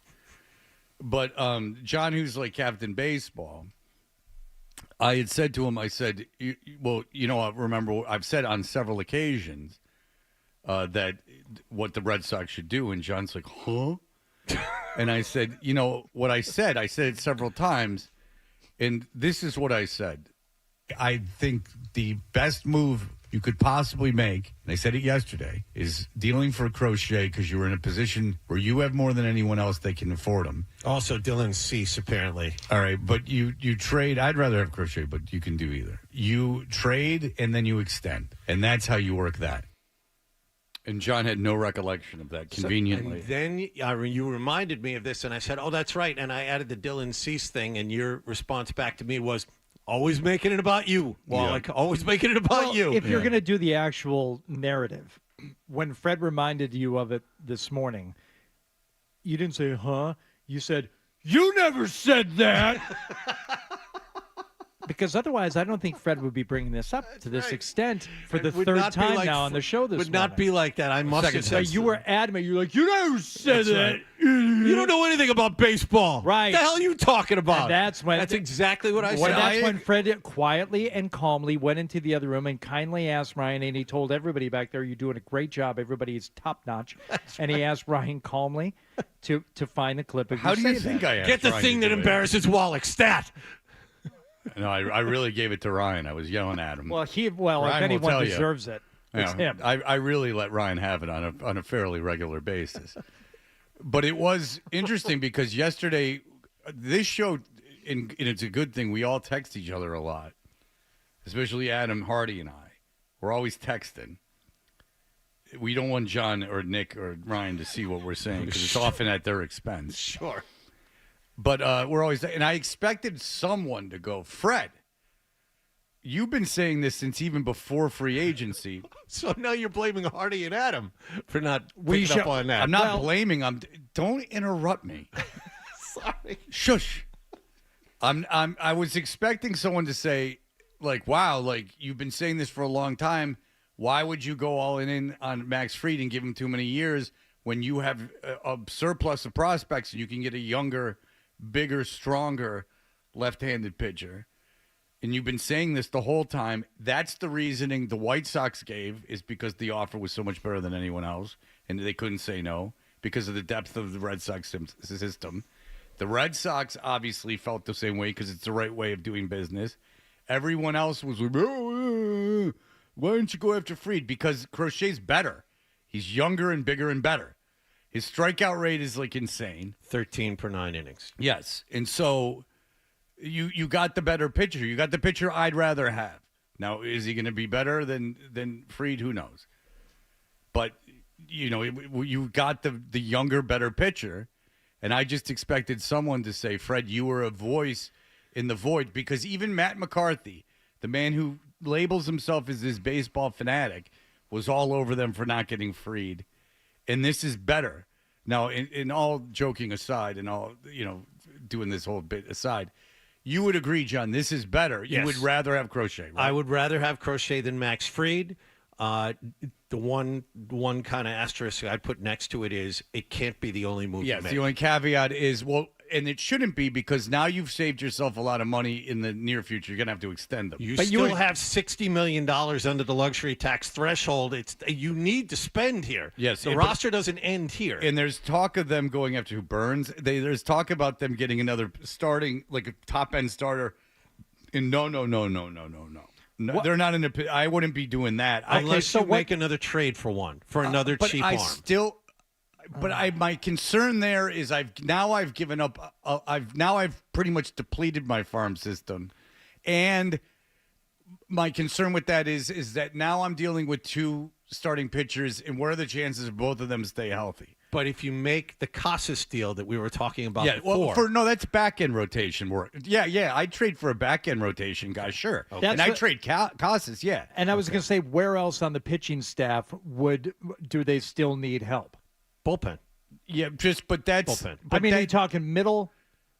Well, middle, because they have guys at the back end of their bullpen. Obviously, they just got Chapman to close. Right. There are a couple other guys. They're high on this kid Slayton, who is closing at the end of the season. But you can always pick up bullpen arms. I wouldn't be concerned about that. But in terms of spending money, now you go after a big name positional player. I just don't know that you would be able to find another cheap arm that you would consider a rotation guy in a situation Seattle has a bunch of them. As attractive though as what you've got here. Yeah, with they have. No, but no, it's different. You have your number 1 starter. Yes. And conceivably you have your second and third starters. Yep. So you just need back end arms to take up innings. Yes. There's one guy. They tried to get one of the back end rotation pieces from Seattle. They turned it down. Now the narrative is Seattle's looking to trade the guy at the top end, Luis Castillo, who is owed $20 million a year over the next 2 or 3 years. The Red Sox have the room to pay this guy. He is a proven starter, and it probably won't cost you as much as it would one of those younger arms, because Seattle's trying to offload the salary. Right. See, Fred, and this is the other thing when it comes to the health. You've said this a couple of times now. It's like, what are the odds that they both stay healthy if you get like another arm? Couldn't you use that as the same reasoning as to why you should pick up another one? Because what are the odds that you're going to have health throughout the season? Well, it's the idea that either I've invested a ton of money or a ton of my prospects. Yeah, it's depleting of the resources for sure, but. Yeah, but I wouldn't get another number 1 starter. I want to have 2 number 1 starters just so I could say in case one gets hurt. My concern was I would have given up. This is all assuming that you were doing it in lieu of doing something else.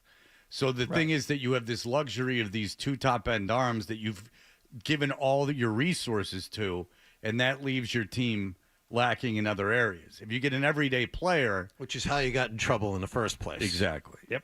Is that why you had to make these deals? So I think that I love the move. I think that it's exactly what they should have done, and I think everyone should be ashamed of themselves.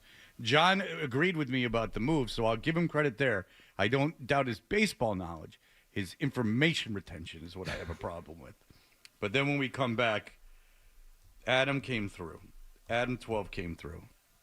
A good friend of ours is back, and I know Hardy and I couldn't be more excited. Yeah, but this is an old switcheroo because you have a certain amount of knowledge as to what we're going to listen to and what Adam found. I know nothing about this. Yeah, this is a lot of fun. I know who it is, but I don't know what it is. All right, we'll be back in just a moment. Stay tuned for more Toucher and Hardy on the Sports Hub. All right, tackle the NFL action on FanDuel, America's #1 sports book, because right now new customers can get $150 in bonus bets if you win. The FanDuel...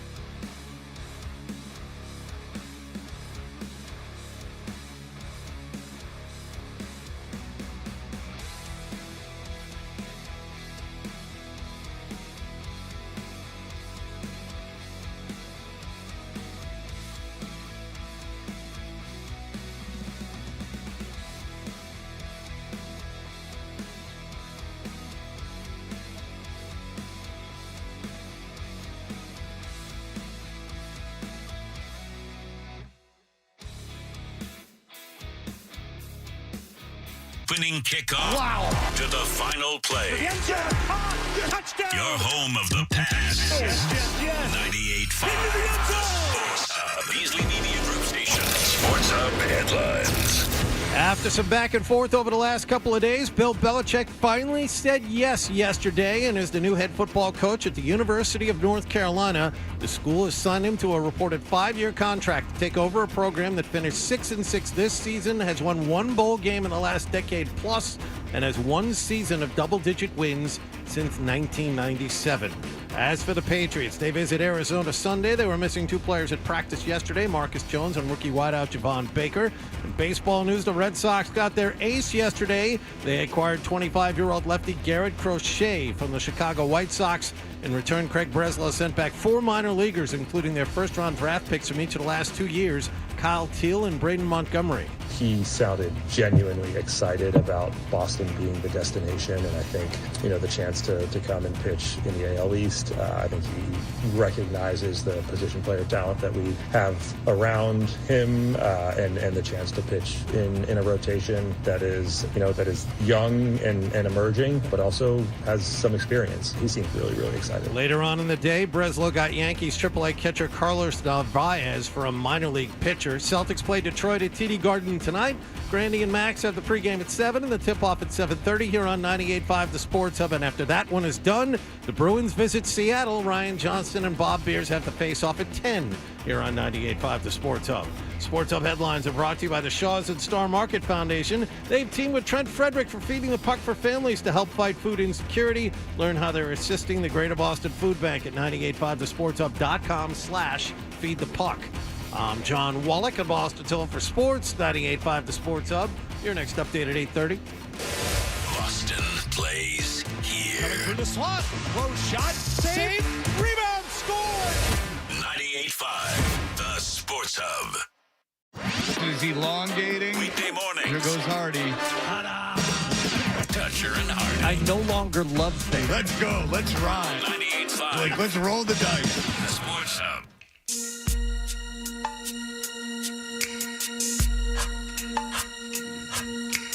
Beautiful, my love.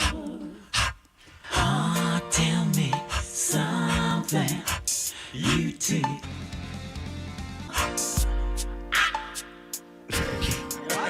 Yeah.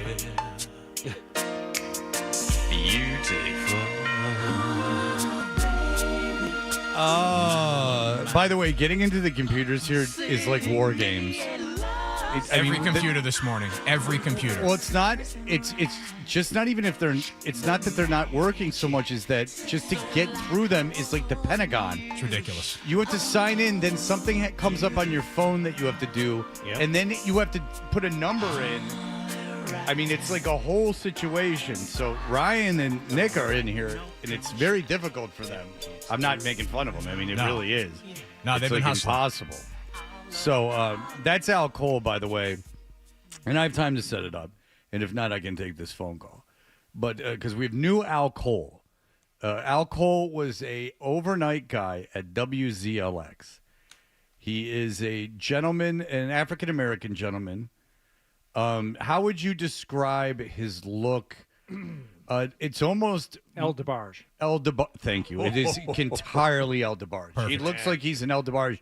If you don't know what we're talking about, think early 80s, poofy straight hair, like a whole situation. And Al, while he was on WZLX, was the king of romance and also the king of microwaving fish in the microwave in the communal kitchen, apparently. Al would apparently make Adam like huge meals. He would cook full meals doing the overnight. He would go down into the kitchen in the middle of the night and make an Indian feast with all the spices and curries and such. Yeah, because I mean, he was he needed sensual. He just was so. Yes.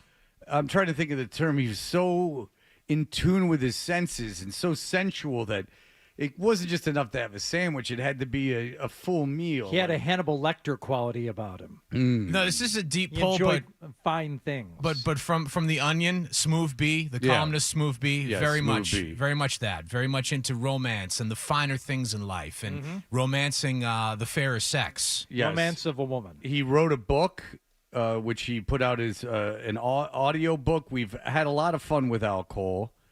Al Cole and I missed the overnight DJ so much. We were talking about it yesterday. Yeah. The guy that was just at the station while everyone else was asleep. It was just a whole situation, given those times. But we will have Al Cole audio for you in just a moment. JP, go ahead. Hey, guys, I don't think the front office and maybe some other folks at the station understand that Garrett Crochet, day one, he's not an ace. He is a solid number two, and they have literally absolutely zero reason why they cannot go get Corbin Burns. I don't understand this. Okay, well, he's your opening day starter. He has pitched 100 innings once. I don't know how he qualifies as ace. Well, he's 24 years old. Right. He can be the number two guy. What is stopping the Red Sox from spending on Burns when they just said they offered $700 million for one player? Because you would turn your attention elsewhere on the team. You can spend the money on Burns. I don't think that's the question. The question is, do you want to spend 8 years? And he's going to get more than Fried got.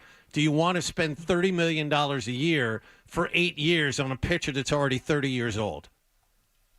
I do, and he is elite talent. And if you're not going to do that, go spend on a Walker Buehler or a Jack Flaherty. Crochet is not enough. The only way this team significantly gets better is if they get a true number one like a Castillo, a Flaherty, someone of that nature. I would have Crochet over Flaherty. Are you crazy? I mean, now in addition to Crochet. Okay, but Crochet's still your number one starter if Flaherty's on the team. And I think that's a mistake trusting that young kid being your number one. He's proven nothing yet.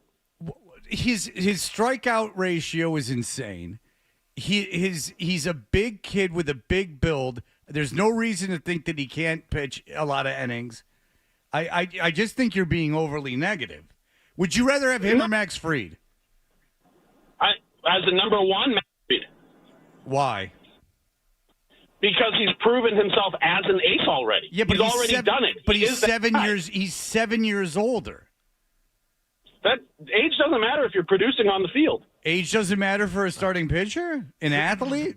I will say this: you're projecting forward. By getting Crochet, you're projecting forward. But this kid was an all-star last year. He had over 200 strikeouts and under 150 innings.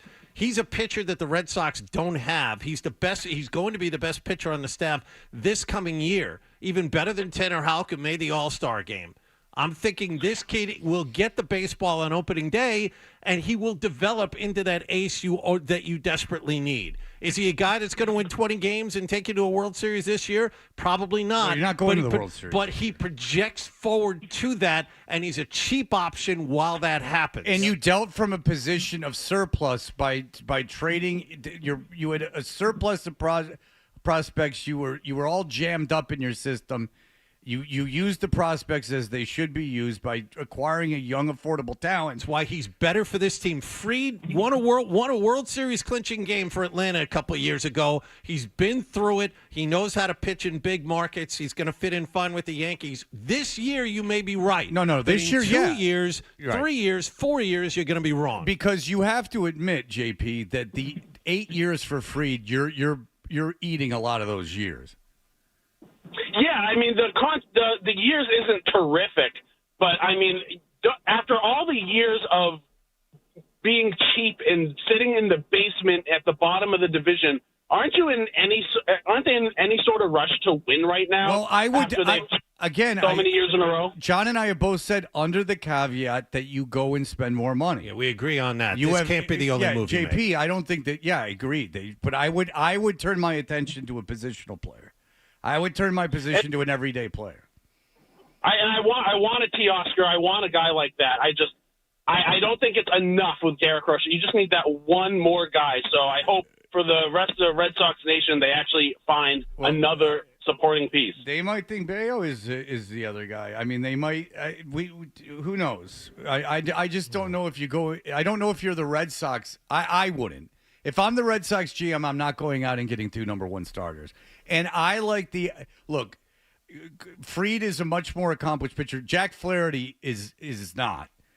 I would. Yeah, Jack Flaherty's very up. He started Game 1 of the World Series for the Dodgers, I think, but he's not the number 1. The Dodgers also were a mash unit with that pitching. For most of the season. But they traded for him at the deadline. There's a reason Flaherty keeps getting traded. Yeah. Believe me, I'd rather have Crochet. And you are banking on Crochet's numbers, size, and age. That guy who was talking about Teoscar Hernandez, the Sox almost signed him last year. Yeah. And then he went to the Dodgers. He hit 30 home runs. He's a right-handed power bat. He had clean up for the Dodgers, and they won a World Series. I'd love to have him here. That seems to be I think that'd be fantastic. A lot of Red Sox fans want that. All right, listen. We're going to have to get to Al Cole at another time because he'll be worth the wait. Yeah, we'll do it tomorrow. We'll do it on Monday or Tuesday. We'll do it when Hardy's back. Yeah. But the deal is this. I apologize, but the security at Beasley Media with the industry secrets and the world secrets that we hold is just impossible to navigate. By the way, when you send me a link, ladies and gentlemen, listeners out there, when you send me a link, I couldn't tell you how much I appreciate it. I swear to God, with all sincerity, you help the show so much with your suggestions. That's right, Al. Yes. If you knew what I had to go through to get those things to open, it's really something else. Screening process. I don't know what Beasley think. Did someone break into the crap here or something at some point?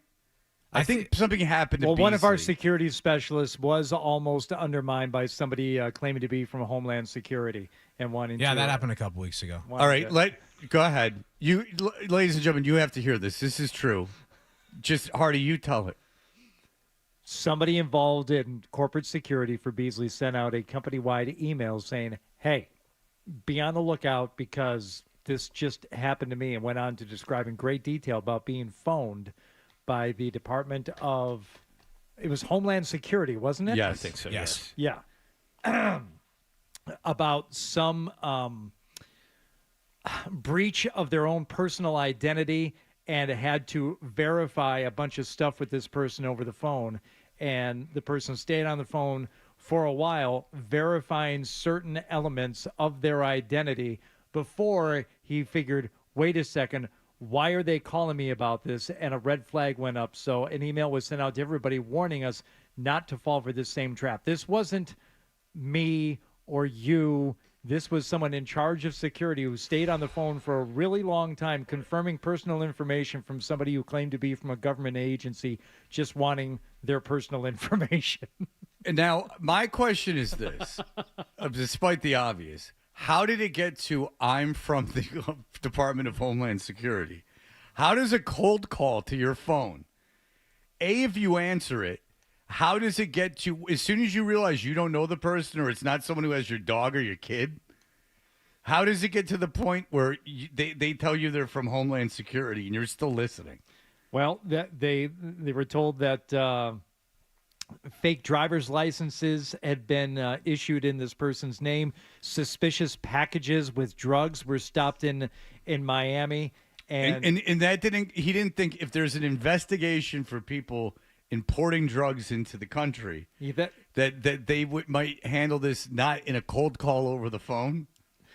He confirmed all the information he was given to him about every address he had ever lived at, and probably, to use the phrase, I probably provided too much color about my life for half an hour. Jeez. We're a federal half agency an hour on the phone investigating a rash of crime, a real syndicate. And the way we're handling it is we're just having agents cold call people to make sure we're on the right track. This guy's in charge of security for this company. He was finally, I don't want to say exactly what he does, But yeah, let's just say there's security in his title. He also was tipped off at one point by the thick foreign accent possessed by this person from the United States Office of Homeland Security. Hi, we're the Department of Homeland Security. We're operating a lot like a crooked insurance agency. And just cold calling people. And just hoping every schmuck that's an international criminal stays around and answers all my questions. Woof. That's just, I don't know how you get to the part where they say Homeland Security, let alone get scammed by it. I don't know why you answer the phone. If you answer the phone, you go, hello, and they're like, blah, blah, blah, blah, and you go, okay, and you hang up. Or you screw with them, which is what I like to do with my daughter in the car. When they call, and then they'll go like, hello, Mr. Touch, and I'll go, yes. And they'll go, how are you doing? And I'll go, I've had better days. And they'll go, I'm sorry. And I'll go, yes, it's... Oh, where do I begin? I go, someone very close to me has just been murdered. And they go, oh, I'm very sorry. And I'll go, yes, it was grisly and horrible. That's and they'll keep going. That's actually, how are you today? Oh, I am so, thank you so much for asking. Do you have a few minutes? Yeah. Because I need to tell And then every time they try to change the subject, I'll let them talk for like because I just do it to make my daughter laugh. I'll let them talk for like 10 seconds and then just go, and the blood. Oh, the blood. And they won't stop. They'll be like, but yeah, you know, whatever. Like, you want to buy magazines, whatever the hell it is. It's magazines, solar. and I'll be like, yeah. Oh, yeah, solar. We're going around your neighborhood. I go, you know who else is going around my neighborhood? Some savage, brutal murderer. Egads. It was a cat burglar, but he had much more on his mind than just thievery. And they'll go, well, we're doing solar. And I'll be like, you know what dried all that blood? The sun. Oh, the blood. And then, I'm sorry, sir. One time I'm sorry, bad. what did you say your name was? was? One time I said... Have you ever seen blood in the moonlight? It appears quite black. I shouldn't do this, but one time, but she's already dead. Like, one time they called and they're like, how you doing? And I'm like, well, my grandmother just died. Oh, Jesus. or, well, the childhood trauma's kicking in. How are you? My father was not a nice man. Your turn. And then sometimes they'll get so pissed they'll keep calling after, and I'll go, yoo-hoo! I'll just keep answering. Oh, it's fun. I'm in the car a lot. All right, we'll be back in just a moment.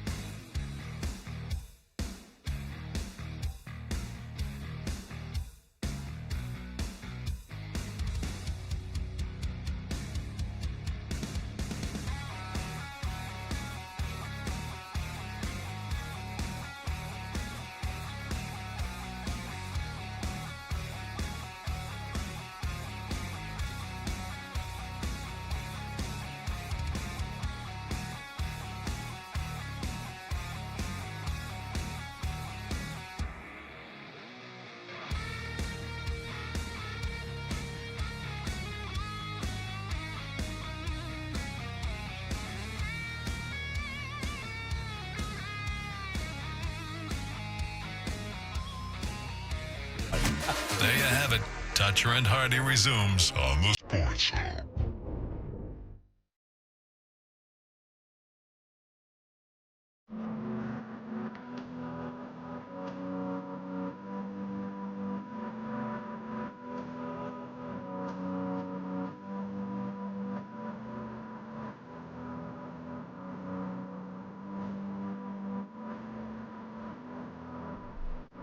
So another thing that's going on besides all the security stuff that we have to do on a regular basis, Beasley's basically a radio and digital media company, but they do, make money on the radio, and they started a corporate-wide software update at 6 a.m., the exact moment the most important day part of the day begins. And it was a mandatory one. I think that's important to know, too, because sometimes, you get a notification, hey, your computer needs to make some updates, and you can say, I don't want to do this right now. I want to snooze it for an hour or two. We'll do it overnight or whatever. 2 a.m. on a No. Sunday. I was sitting at my desk right before the show this morning. Yes, mandatory. You got to take these updates now, and it's thrown every computer in the studio into it. It would be like if you worked at a firm that, an investment firm, and at 9:30 in the morning, they just went, we're updating all the software. Market's open. Yeah, that's right. Yeah, right at the bell. No stock quotes for 40 minutes. Yeah, or 40 minutes, 3 hours. 3 hours. And I'm not patting myself on the back. I'm just telling you as a fact, the morning drive is the most important day part on a radio station, hence why there's so many morning shows and there's not another day parts. It just is. And it doesn't necessarily have the most talented people, but it is the most important day part. And the idea that they would start it right at the beginning of the morning drive is hysterical. It was just like literally the worst time you could do it. I suppose it's worse for more people if you do it during the day. But again, that's why you would probably want to start it even at like 7 o'clock at night, 6 o'clock at night, instead of 6 o'clock in the morning. Anyway, Dave Richard, we had trouble getting him because of this update, is the fantasy football guru at CBS Sports. There are 3 ways to link up with Dave Richard and his fantasy football advice on X, at Dave Richard, live on YouTube every morning by searching for Fantasy Football Today, and 3 times per week on Fantasy Football Today on CBS Sports Network. Check local listings. Dave joins us on the Volkswagen Dealers Expert Hotline. Hi, Dave. Yeah, give me a hell yeah if you made the playoffs in your fantasy league, Fred. I am, not only that, I have a bye as I finished in first place in my fantasy league. Say the hell yeah. Give the man what he asked for. Hell yeah! There you go. Hooray! Guess what you I should did feel yesterday? good, man. Like, how many years have we been doing this spot and you're out of the playoffs and you don't care about fantasy and you're bitter and you're angry and this and that? And this year you've put it all together. I'm really impressed with how hard you've worked at it. And now you got a shot. You're definitely going to make the Final Four. You got a shot to win the whole damn thing. I'm proud of you. All right, proud so of you. Kenneth Walker III was hurt. Mixon was on bye. I picked up Isaiah Davis from the Jets. Fantastic. Like a true master of as someone who had been watching the games and knowing that Breece Hall was out, I said, you know what, this Isaiah Davis kid hit his first touchdown the other day, a couple weeks ago. Let's ride with him. Kaboom.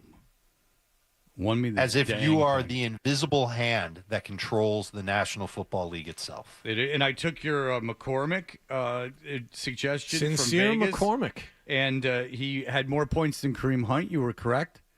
And so we move on to the playoffs as I do have a bye. Dave, it's very exciting, but the playoffs are underway. And hello. The playoffs are underway. And as, teams are getting worse, we've talked about this a little bit last week. Kareem Hunt, for example, this isn't a team getting worse, but Kareem Hunt, Pacheco came back? Yep, Pacheco came back. Yep. Kareem Hunt was solid. He was a solid back for, a chunk of the season. Now he's not. What maneuvering should people do? Because they might not even know what maneuvering, either from good teams or bad, what's shifting in the league in terms of skill positions. Sure. So first and foremost, the goal right now for your fantasy team is just to win games. It's to win now. Stashing players with the hope that they break out in week 17 or something like that, man, that's not really the way to do it. It's a little bit different if we're talking about players who can go into an IR spot and it doesn't cost you an actual bench spot.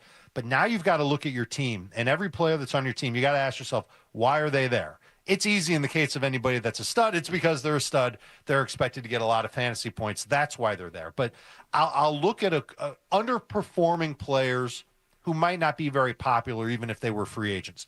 Kareem Hunt would be one of those guys. Like, the only reason to have Kareem Hunt at this point is if you also have Isaiah Pacheco and you just want to lock up Kansas City's backfield. Nick Westbrook-Ikine, Kyle Pitts, Tyler Lockett, maybe even Deebo Samuel. There is a laundry list of players who haven't been doing well for fantasy managers, who fantasy managers aren't going to be confident in starting. And so why are they on your team? And if they're on your, if you can't answer that question, you can and possibly should cut them for somebody or something else that can help you. It could be a second DST. Did you know the Falcons are playing the Giants next week? Any defense that plays the New York Giants is a good defense to start in fantasy. You might want to pick up the Falcons defense now to use them next week. And that way, of course, you know, you're assuming you're going to win this week, and that's always a good thing.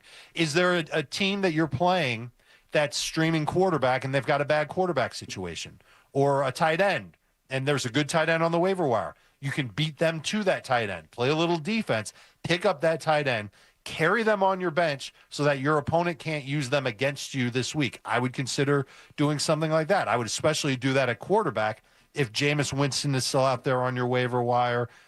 Maybe Bo Nix was dropped. He's coming off of a bye. You could pick him up just so your opponent can't use him. Now, it's not worth doing if your opponent has Josh Allen. He's starting Josh Allen. But if your opponent has, like, you know, some hack like C.J. Stroud's become a bad quarterback, Kirk Cousins, maybe they limped into the playoffs with Caleb Williams or even Patrick Mahomes. Yeah, I would go and see if Winston or Anthony Richardson are on the waiver wire. Get them so that your opponent can't use them. Utilize that bench space a little bit differently than you did during the fantasy regular season, because you're all about winning now anyway. And if you don't win now and you lose, it's not going to matter what moves you make anyway, because you're out of the league. All right. What about, you told me about, like, I have Dobbins who's on injured reserve, but you said don't cut him because there's a chance he could come back before the end of fantasy season. Do you still stand by that? And is there anyone else that's hurt now, you know, that's been out for a game or two, right, that you think that people back? Should hang on to? Yeah, the number one name is Marquise Brown. He's been on IR since, I think, before the season. He had a major shoulder injury, but he's with the Chiefs now, and there's talk that the Chiefs could bring him back. I don't know when it's going to happen, and I can't say for sure that he's going to help your fantasy team.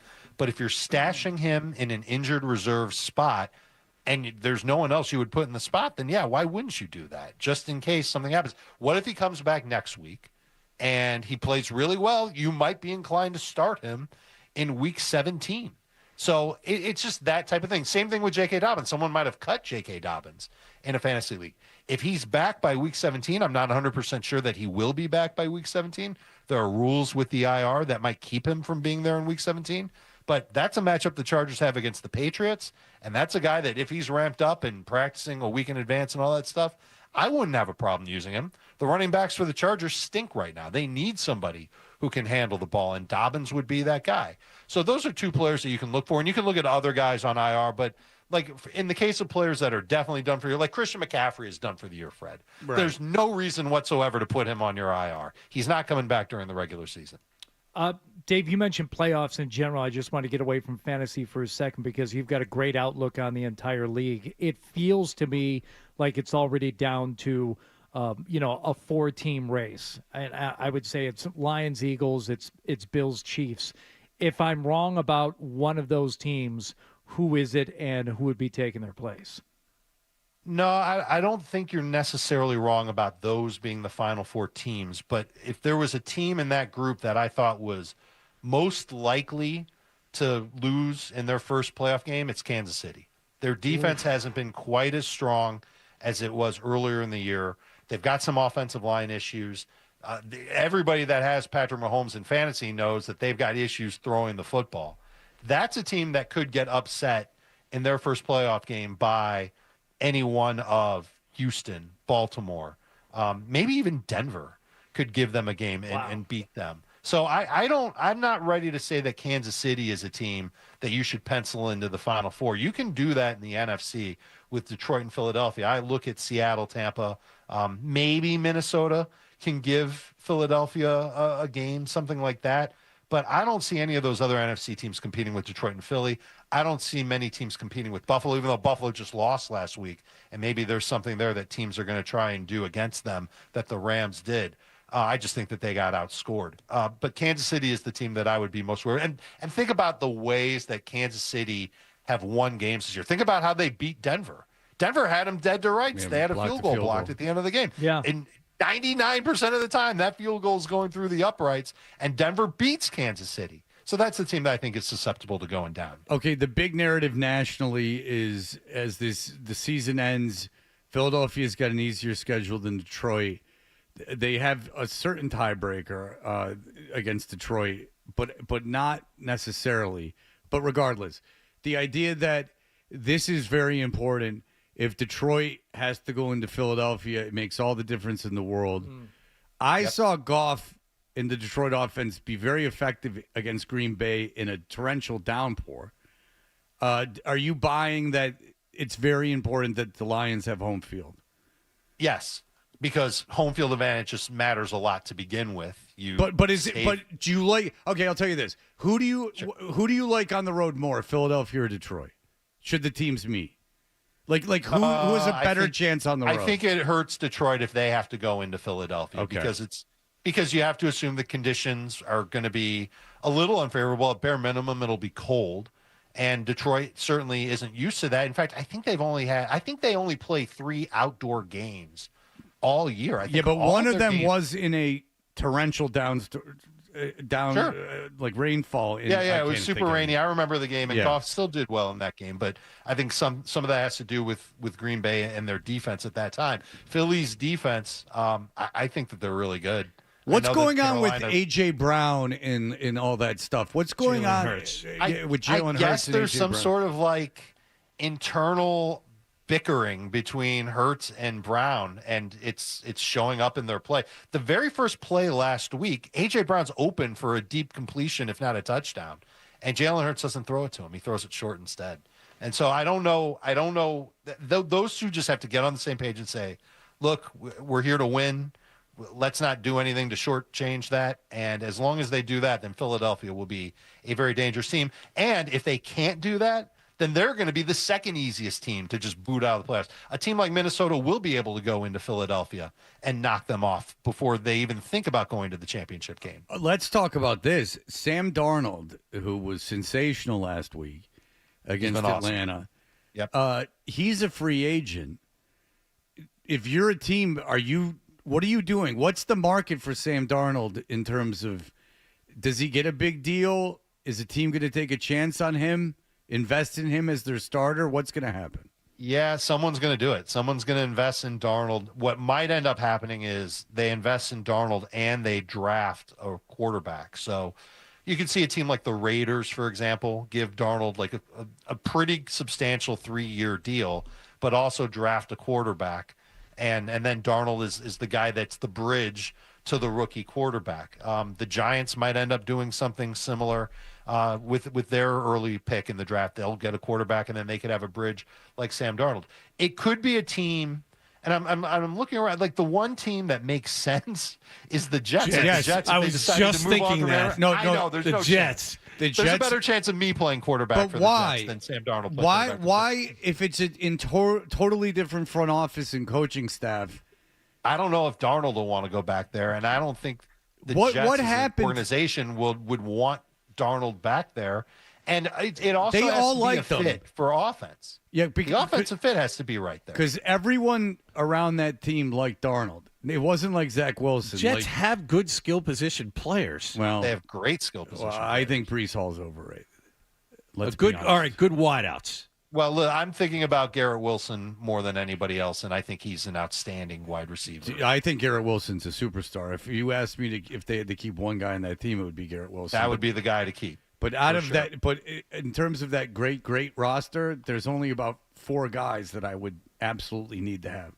Sure, and you could the go Williams to brothers, the kid from Penn State, their left tackle. Fashanu. Yeah, he's going to end up being good too. And they've got some other and Garrett guys Wilson. that aren't bad. They have other guys that aren't bad. But the Quincy Williams and Quinnen Williams, Garrett Wilson. I'm thinking, Fred, I'm thinking about teams like New Orleans, and maybe like New Orleans and the Jets, and maybe the Browns are the teams that aren't going to be near the top of the draft, but are going to need a quarterback. And those are going to be the teams that would be in the Sam Darnold Derby. Yeah, it would be interesting. The Jets all liked him. He didn't do anything wrong while he was there. Cleveland's going to mess it up and keep Jameis Winston anyway. So, well, he's excited. Probably. All right, well, Dave Richard, listen, next week's the big week when I'm back in it. No one cares this week because I'm not in it. But Dave, we appreciate it as always. Check him out on Twitter at Dave Richard and so much more on the CBSSports.com. Thank you, Dave. You got it. Good luck in your playoffs, everybody. Yes. Good luck to all you that need to play this weekend. All right. Thank you, Dave. You got it. Take care. All right. We appreciate it. All right. When we come back, there's a certain award show that's going on that has captivated the attention of the world. The whole world. Everyone around the globe. And we owe it to you to explore this. Here are the headlines. Sports Hub headlines.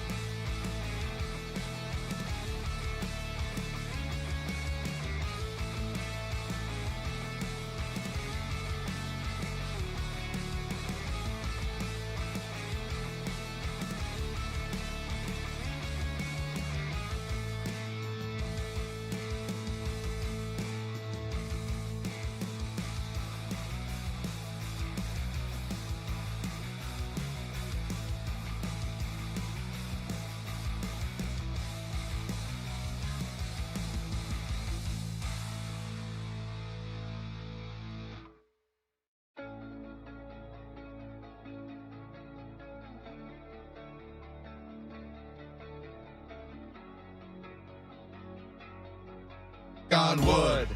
But I never had it yet. No, you said you didn't want to hear more music in the morning. Okay. Here's more Toucher and Hardy on the Sports Hub.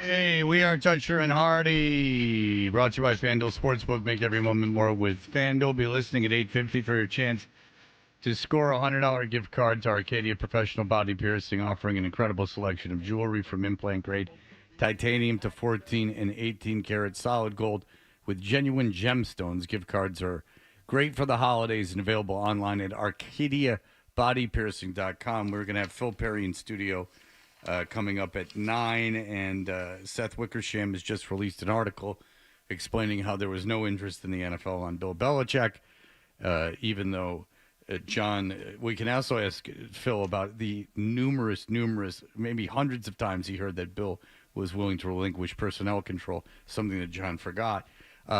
What's going on, Hardy? The Golden Globes have been announced, the nominees. Oh! Globes, and this is what everybody awaits each and every year. So I have a list of nominees here, but instead of having you just guess outright, I will tell you what else they were in, and you have to tell me who the person is and what they've been nominated for in 2024. Because they said we have the Emmys, the Tonys, the Oscars, but more, these famous rich people who get everything they want need to be honored more. And at the Golden Globes especially, where it's just a big, eating and drinking fest, and they really cut loose. And by the way, how much less important is being an actor now than it was even 20 years ago? Like an actor, how many movie stars are there right now? No, there are so many shows. There are so many things that are being streamed. And you see these top-level actors acting in those things now, instead of like the major things you go out and watch in movie theaters. I can name the three. Jeremy Piven.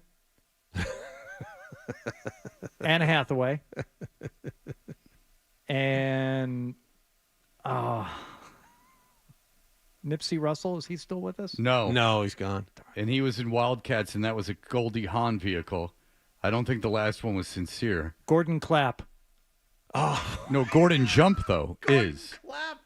I can't believe you brought him up. Your personal clone. The only reason he did that is because he's friends with the guy. I had dinner with Gordon. He was Clapp, Medavoy in NYPD Detective Blue. Greg Medavoy from NYPD Blue, and we had dinner together. Well, I at a lived Journey with Forward event. I lived with Gordon Jump from the Bicycle Shop episode of Different Strokes. I lived with him for several months. Was he WKRP, Gordon Jump? If you want to get into minor credits on his resume, yes, he was the general manager of WKRP in Cincinnati, but he was the man who took great advantage of Dudley.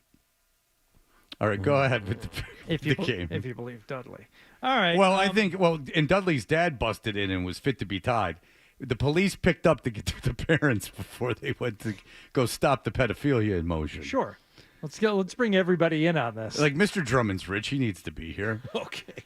All right. We'll start you off with a very easy one. You know this actor from Baywatch and an infamous sex tape that was circulated in the 90s. Who is the actor and what is she nominated for? Yeah, yes, that is correct. What is Pamela She wears Anderson? no makeup now. I know. I saw that. I've seen her. She's with the guy from, you know who she's dating is the famous guy from those revenge movies. He's a good actor. Revenge of the Nerds? No, the Taken. She's dating Liam the guy. Neeson? Her and Liam Neeson are a couple, I've heard. Wow. How about who saw that coming? She is nominated for Best Performance by a Female Actor in a Motion Picture Drama. What motion picture is Pamela Anderson nominated for? Oh, boy. No clue. Oh, I can guess. Eraserhead. No.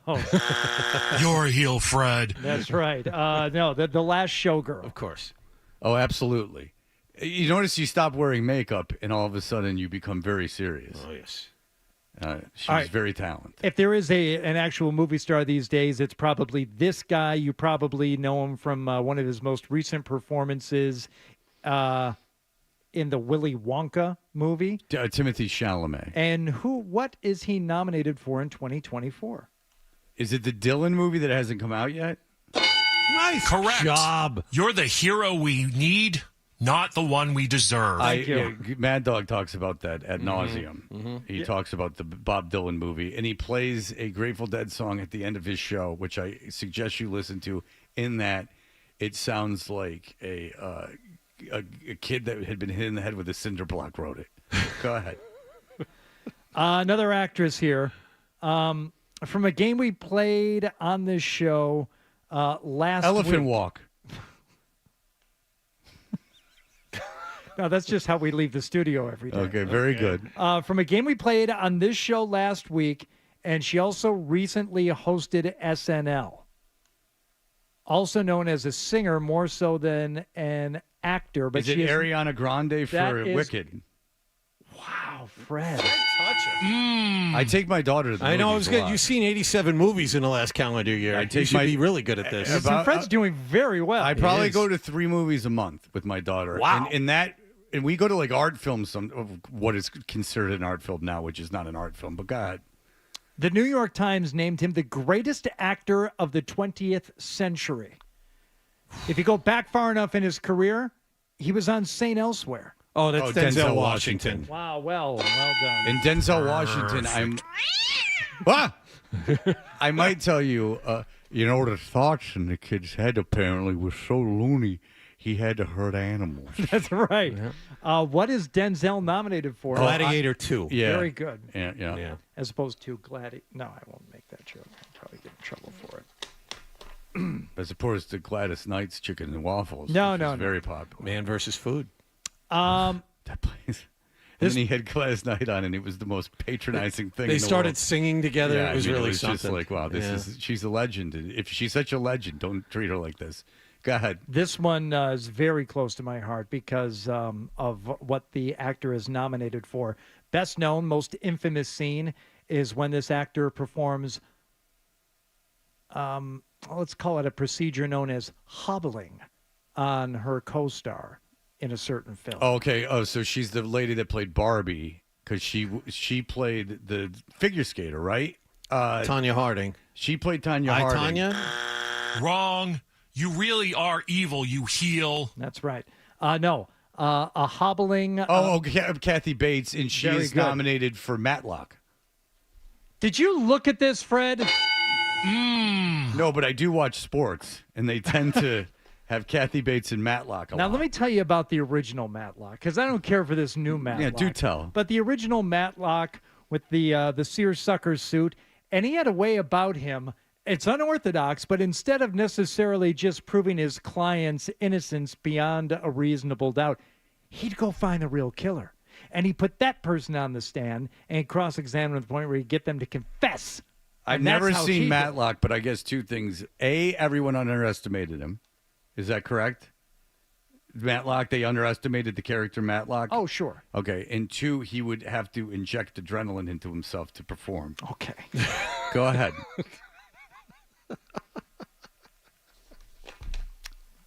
Side-by-side friends. These guys are good buddies. They've toured together. They've been on screen together before, but they are not nominated for the 2024 Golden Globes for their work on the big screen. One of them, most notably, a comedian who in other roles has played a con man, a preacher/con man, and someone in witness protection. Steve Martin. Look at John Wallach finally Oh, coming only through at murderers the in end. the building. Very That's right. good, very Martin good. Short. Correct. You're the hero we need, not the one we deserve. That's right. By the way, Martin Short might be the funniest human being in the planet. I might go on record and say Martin Short is the funniest person on the planet. How old is Martin Short now? He's ageless. This is recency bias because Fred was watching Jiminy Glick videos earlier today. How about During a commercial break. how about if I told you this? If I am home alone and I have YouTube, I will watch one of the 2 Martin Short Showtime specials from the 80s all the way through. I do it at least once a month. You are prone to recency bias, just like the rest of us. And I don't know that you would have said that had you not been watching the Jiminy Glick and Larry David piece from earlier. Flashback 5 years ago. Front row of what show? The Steve Martin short, like Broadway thing where Yeah. plays the banjo a ton. Best season Saturday Night Live in my opinion. Ed Grimley, 1985. synchronized swimmer. So how about this? Well, damn you, Daddy, sir. For those at home, Fred just flipped off. Oh no, the single YouTube Freedom Rocket. The to Hardy. YouTube people got a good surprise there. That was And good. My question to him is, what you going to do about it? Did you have an Ed? Come get some like that kid at Chick-fil-A yesterday. Did you have an Ed Grimley talking doll? Because I did, the one where you pulled the string. Oh, I did not. I did not. I did not. But I did watch the cartoon, even though I didn't think it was that funny. Oh, that was tough. It wasn't that bad. All right, we'll be back in just a moment with Phil Perry. Nice. You're listening to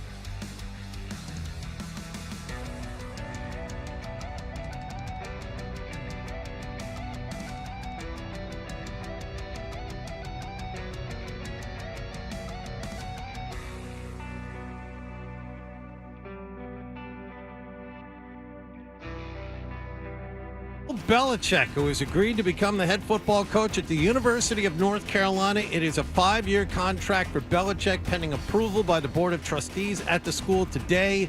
His son, Steve, the current defensive coordinator at the University of Washington, is reportedly expected to be involved on staff in some way. Patriots went through another practice in Foxborough yesterday. They visit Arizona on Sunday. Marcus Jones and wide receiver Javon Baker were both missing from yesterday's workout. Red Sox made a big move, acquiring 25-year-old all-star lefty Garrett Crochet from the Chicago White Sox in exchange for 4 minor leaguers, including top prospect Kyle I feel Seager. like we got a legitimate number one starter in Garrett, left-handed, ton of swing and miss, massive strikeouts, and feel like the best is still in front of him. That is Craig Breslow, and he also sent a minor league pitcher to the Yankees after that big deal for AAA catcher Carlos Narvaez. Celtics and Bruins both had last night off, both back in action tonight, and both on this radio station.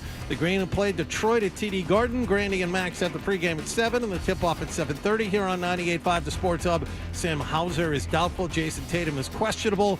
And after basketball is done, we take it to the West Coast where the Bruins visit Seattle. Ryan Johnston and Bob Beers have the face-off at 10 here on 98.5 The Sports Hub. Sports Hub headlines are brought to you by the perfect holiday gift, 99 restaurant gift cards. The perfect gift for everybody on your list. For every $25 you purchase, you get a $5 bonus card for yourself. You gotta love the nines. I'm John Wallach at Boston's Home for Sports, 98.5 The Sports Hub. Your next update at 9:30. Boston, the greatest sports town in America. We have a farm. I have about 200 pigs here. We get to spill beers on each other without worry about spilling beers on people. Boston's home for sports, 98.5 The Sports Hub. Half toucher. Dressed like a gorilla. Half Hardy. A big, beautiful ball of flame. And a whole lot of Boston sports. And I have had many offers to become an insider. Kevin, what many would never have imagined is now happening. Bill Belichick is finalizing a deal to become the next head coach at North Carolina. He now will be affectionately known as Chapo Bill. He is leaving the NFL, where he was victories away from becoming You like that insincere laugh? NFL. All right, very good. He's just saying anything that we already know. I don't know why we have to have Schefter. Well, the world needs Schefter saying it in order to be true. All he did was rattle off a bunch of crap everyone already knows. We are Toucher and Hardy, brought to you by FanDuel Sportsbook. Make every moment more with FanDuel. Card number 10. The contest line is 617-931-0985. We'll score a $100 gift card for Arcadia Professional Body Piercing, offering an incredible selection of jewelry from implant-grade titanium to 14 and 18-karat solid gold with genuine gemstones. Gift cards are great for the holidays and available online at arcadiabodypiercing.com. Phil Perry's in studio. He covers the Patriots for NBC Sports Boston. He joins us live in studio this morning. And Seth Wickersham, thank you, John, has released an article explaining what happened and why Bill Belichick is not going to stay or try again for the NFL anymore. He's gone to North Carolina. And would you like to know what a Belichick confidant says is the reason? Sure. It's a big F you to the NFL. Yeah. It wasn't because NFL teams didn't want him or weren't going to hire him. According to this, he wasn't a top 3 candidate for any job last year, and that includes Atlanta. Yeah, they interviewed him twice. They used a private plane to bring him in and wound up going with Raheem Morris. No, but did you know he wasn't a top 3 candidate in Atlanta? It's incredible. That's how I'm reading this. That's incredible. And you're gonna and if you're gonna ask me to, it's not fair to ask me to find it because it only came out like a half an hour ago. Yeah, and it's long. It's very long. It's very long. According to Wickersham, Belichick determined that Chicago was the best opening, but he also realized that Chicago was never going to hire him. And he's hired Peg. He's hired Peg. Peg. To be his general manager, in quotations, of North Carolina. Well, he would have a weekly meeting with Matt Patricia, Peg, and Josh McDaniels. If there's a program smart enough, you really don't know who Bill Belichick is. I don't want to speak for him. He's one of the greatest secret holders of all time. And, except for when it comes to Dayball's job, as Hardy brought up one time. And Lombardi, did you see in the article how he went after Shad Khan's kid? Of course. Because he knew that he wasn't going to get the job. Yeah. So these idiots would have this Sons meeting. of sons of owners. Listen to this collection of idiots. They would have a meeting every week, and then they would discuss where he couldn't go, and then Lombardi would go on whatever, except for Mad Dog, whatever Mom and Pop would have him on to I know way more to about babble and listen. It paid off. He got that well sought after GM college job. Oh, by the way, mid-tier ACC program. His employer, VSiN, the gambling network, had him on for 4 minutes this morning. We are endeavoring to capture that. Yeah, and good luck endeavoring to find VSiN. I understand that podcasting is a thing, and it's excellent. But I will tell you this, is that no one can find VSiN. So these morons would get together, and I do mean morons, and I don't even think Josh McDaniels is a bad guy. I hate to lump him in with this. You like Josh McDaniels, didn't you? Or did I you do, not? yeah. But not so much Patricia, I would guess. I don't know. No, well, he seems like a dick. I only talked with Patricia once, and he was great. Other than covering him for he was great to talk to. Really? Because he was really hated by the media in Detroit and the players. Didn't take long either. Like you've heard, we've had him Yes, on. Like yes. the Detroit media hates it. We talked with him at the Super Bowl in Miami. Oh, you had Scott there though. But he was. You could just tell when you sit down and talk with somebody. Having Zoe there, I don't think made a difference with his demeanor. He was really. You are really a fan of talking to someone. If you talk to someone famous face to face, not every time. I would say most of the time. Yeah. I would say a huge majority of the time. You, I'm very easily impressed. If you want to win Hardy over, simply break bread with the man. That's why Gordon Clapp is world famous. Oh God. What was Gordon Clapp in? I told you he was Detective Medavoy on NYPD. He was also in He was the catcher in 8 Men Out. Mayor of Easttown. What? Huh? Not that kind of catcher. Mayor of Easttown. 8 Men Out. Who's in? Hey, I don't remember Mayor. I know I watched Mayor from Easttown. I don't remember. So anyway, he talked to me. Bill's feelings toward the NFL have shifted, ladies and gentlemen. Of course, as he told confidants. Only one out of the seven. This is what I'm reading. Only one out of the 7 teams last offseason with openings showed interest in hiring him. The Falcons interviewed him twice, but it came time for the team's brass to rank choices. Belichick failed to land in anyone's top 3 candidates. So I did read it right. He was not in anyone's top 3 candidates. I think Bobby Slowick was a candidate for Atlanta. I'm trying to think of some of the others. But Slowick is still an offensive coordinator. Some of the guys, even not still alive, were considered better candidates. The grave of Lombardi was considered a better candidate. Belichick was raised on campus, has always loved banging the girls on him. Did Wickersham really write that? How about that? Yeah, he said, unless and he'll do whatever they say. Unless he is not let go, even though he is now 72 years of age. Even when he's seen him without makeup on. See, Phil, you didn't know that at all. You covered the team for years.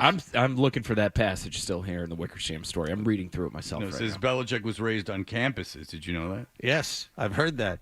And you know, in April of 2006, Wickersham saw him deliver the annual Fusco Distinguished Lecture at Southern Connecticut State University. Huh. But there's something where he tried to bang a cheerleader, but she thought he was old and ugly. There's something in all this, and it's sprinkled throughout this. And Phil, I want your opinion on this, because John and Fred had a vicious back and forth earlier this morning. It was very uncomfortable, and it had to do with Bill's perceived want of control of a team. And Fred said no, it was out there several times that he had, relinquished that demand, and that was no longer going to be a thing.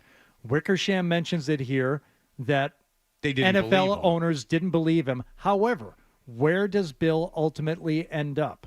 At a place where he does in fact have total control. Was part of him getting a job last year, and was Bill demanding organizational control? I don't know if he was demanding it. I think he was trying to make it seem as though he would be willing to work with others, and I think that's part of the reason he was surprised he ended up not getting any interest. Yeah, so John for the jobs that were available. Yeah, John wrong. But they just said. I think everyone assumed if I bring in Bill Belichick, this is going to be his show. Right? How dumb would I be to think otherwise? No matter what he says to us. Yeah, Fred. Are you so dumb that you can't deduce what he's saying? Bill said he didn't care. the organizations didn't believe him. Third rail. You're John knows I'm kidding with you. He did not. If you want to get real.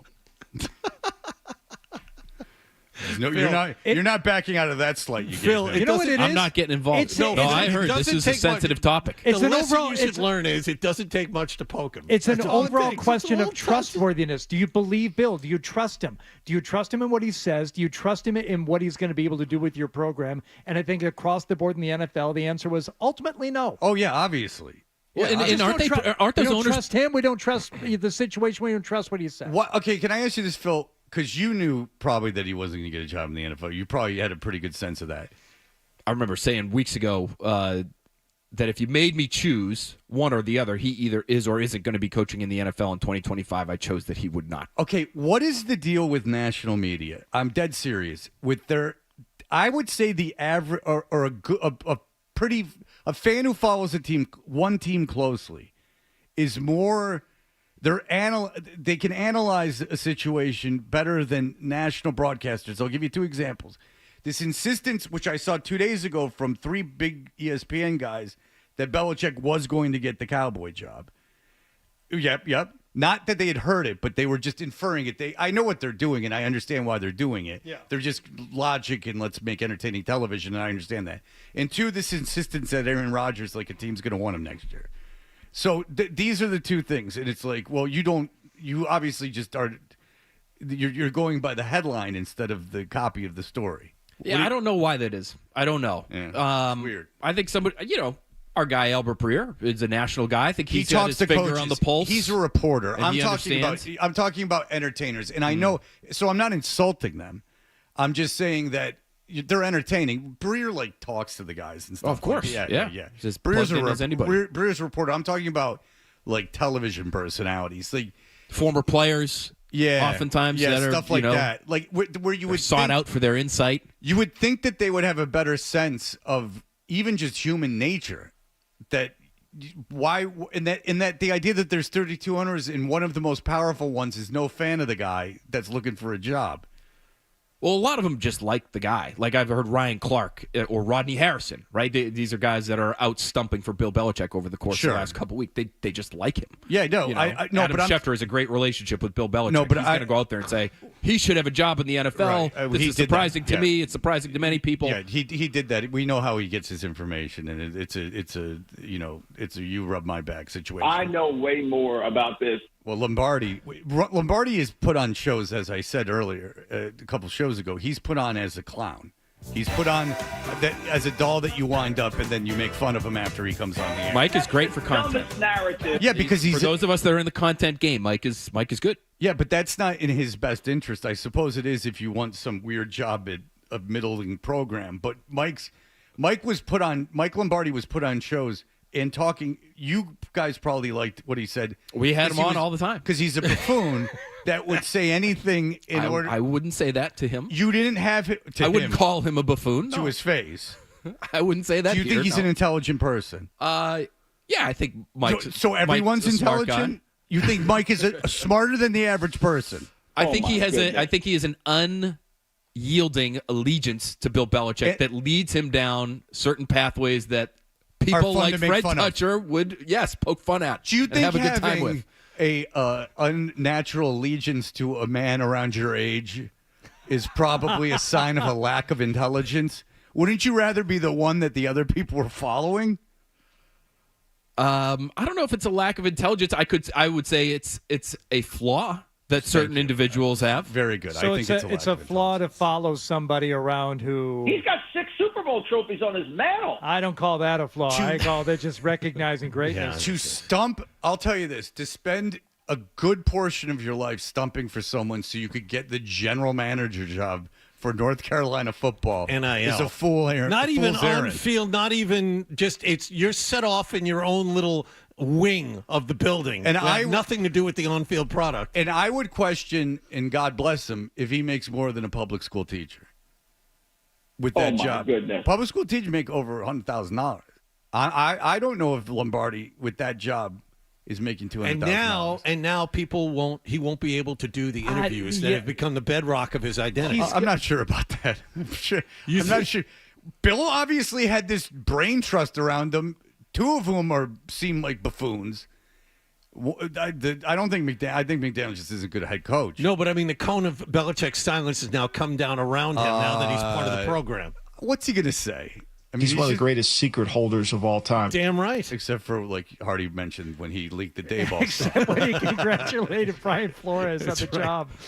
That was not a well-kept secret. No, that wasn't great. And there was no ramifications of that at all. Remember the reporting of his contract extension in the middle of last season, too? That was a good one. Oh, yeah. Then another Bill Belichick's not going anywhere. He's been given an extension. Yeah. Don't you understand? Yeah. And 6 months later, he keeping was, secrets. All right, I apologize. I dominated that last break with Phil, who knows way more than I do about any of this, and it's just because the Wickersham piece came on. I know way more. Some good quotes about in there, this. Fred, if you keep scrolling. All Some right, good stuff. Well, yeah, we can keep picking away at this. You're better at that than I am at picking that stuff out as you are. That is your job as a reporter, and I will tell you, I just am focused on it was a big F you to the NFL, as if the NFL, you weren't a top 3 candidate last year. Why would you be a top 3 candidate this year?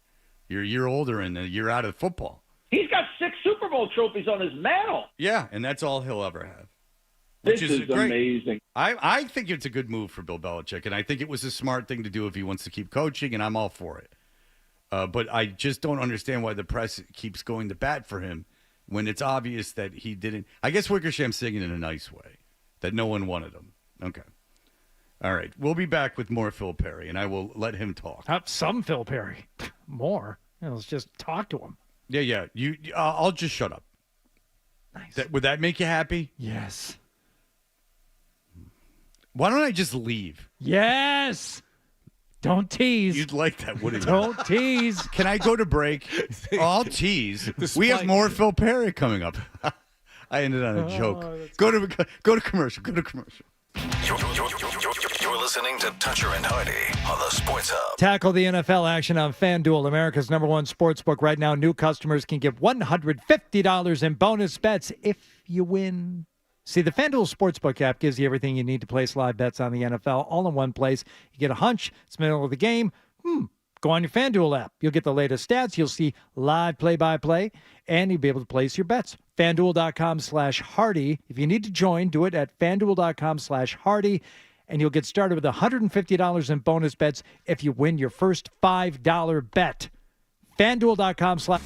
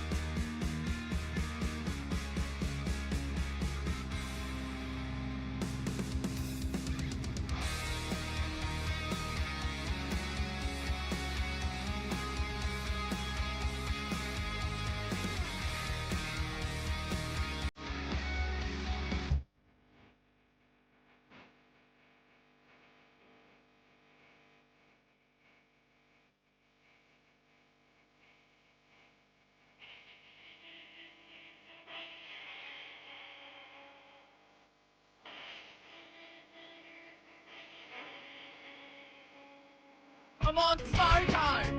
Leave me alone. I'm on fire time. Leave me alone. I'm on fire. This is the kids from Australia. Yes, the chats. We are Toucher and Hardy. Phil Perry from NBC Sports Boston is here. Bill Belichick is now the coach of the North Carolina football program. He's brought in Mike Lombardi to sit next to him and be nice as a reward to kissing his ass in the media for the last decade. That's the payoff. Well done. That's like, I got a job at a startup. Now it's going to pay me half of what I used to make, but when it goes public, I'm going to get all this money, and then it doesn't go public for 40 years. But you know what, Fred? It's probably a pretty decent paying job. Especially if Bill's making $10 million a year, you're going to be the general manager for me. I'm making $10 million. I don't know how you get him. Even Lombardi, I don't know how you get him to take that job unless you're going to give him like a decent salary. How much does Howard Stern make? The $100 million a year. $250 million a year. How much does Richard Christie make? I'm serious. If you have to distribute the wealth, $80,000 a year. Correct. So no. But wouldn't in that scenario, wouldn't Lombardi be closer to a Fred Norris than he would be a no? Fred and Robin would be the offensive and defensive coordinators. He would not even be Gary. Gary and Fred is the offense. According to everyone I know that has been associated with the show, Gary, Fred, and Robin are very well compensated. Everyone else is not at all, and so bad. And I don't know that to be a fact, but I've been told that by at least a couple people. See, I don't know about general managers on a college football team. Well, it's a new thing. It's a new thing. And if what else is Lombardi going to do? How much do you think Lombardi gets for his media? Oh God, 30,000? No, I don't know. No, I have no idea. $10. How about this? No, I don't think he has a contract with anyone Other than VSiN? I don't think he has probably a contract. I bet you that's like an hourly situation or like they're paid by the show or something ridiculous. All right, the GM of Alabama football. Okay, well, there's a difference, but go ahead. You think there's a difference between North Carolina and Alabama? But these are I'm giving you some state numbers. employees, so these salaries should be available to us. $800,000. Good God. Sean McGee, Michigan, over $1 million a year. James Blanchard, Texas Tech, $400,000. Okay, so if Texas Tech makes $400,000 and Michigan makes $1 million, then I would bet he makes 10% of $1 million. I bet you he makes 10% of what Michigan makes. I bet you makes $100,000. I'm going to go $200,000, and we're going to find out. And then we're going to rewind and go: is that worth 10 years of ruining your dignity to go land the $200,000 job? It is. If I don't want to speak for him. It is if your soul's been eaten away for all this time. Well, he's in charge of his soul, John. Okay. No other man is in charge of his actions but him. Yeah. All right, Phil, what's your take on all of this? Yeah, I do think it comes back to the idea of control to me. He wanted to control the situation. He took himself out of the running for potential NFL gigs a month before a bunch of them will open up, conceivably, right? There are going to be jobs that are won or lost over the course of the next 4 weeks of the NFL season. And so he didn't even want to get there. And so he's trying to control his situation. He doesn't want to be embarrassed again, strike out again in the NFL conversation, in my opinion. I also think this might be, for Bill, the perfect job in that it's probably the one place that's available right now that would give him everything he wants and be able to pay him millions of dollars. Right? What other program in college football, never mind the NFL, let's just remove all of that, because he's taken himself out of it, and because there's not an NFL team out there that would give him the program that he wants, in my opinion. It's got to be a big school that somehow does not have a big football program. And would not have the leverage to say, none of these jobs are open. But he wouldn't be able to go to Washington or Oregon or Georgia or Alabama and say, I need all of this done my way. They would say, no, you know what, Bill? We actually have a bunch of other great options. And Phil, they'd never pay him. They wouldn't hire him. A big college program wouldn't hire him. An NFL team, as we've learned, would not hire him. He wasn't even a top 3 candidate for any of the jobs last year, regardless of whatever control he wanted. If he wanted all the control, great. If he wanted none of it, great. They didn't want him as a coach. So, yeah, He's smart enough, and I will say he's smart enough. I make fun of him all the time, but he's smart enough to know, okay, this is like a unicorn. This is a big school with a bad football program that's willing to take to throw a Hail Mary on me. And like Ohio State's not doing this right. Like Texas Tech's not doing, Texas A&M's not doing this. What, you're making a face? No, I'm just trying to think of other schools that would fit that category. Vanderbilt, Cal, Stanford, something Vanderbilt, like that. yeah. Purdue, I think, was available this offseason. Would Purdue? No, I don't.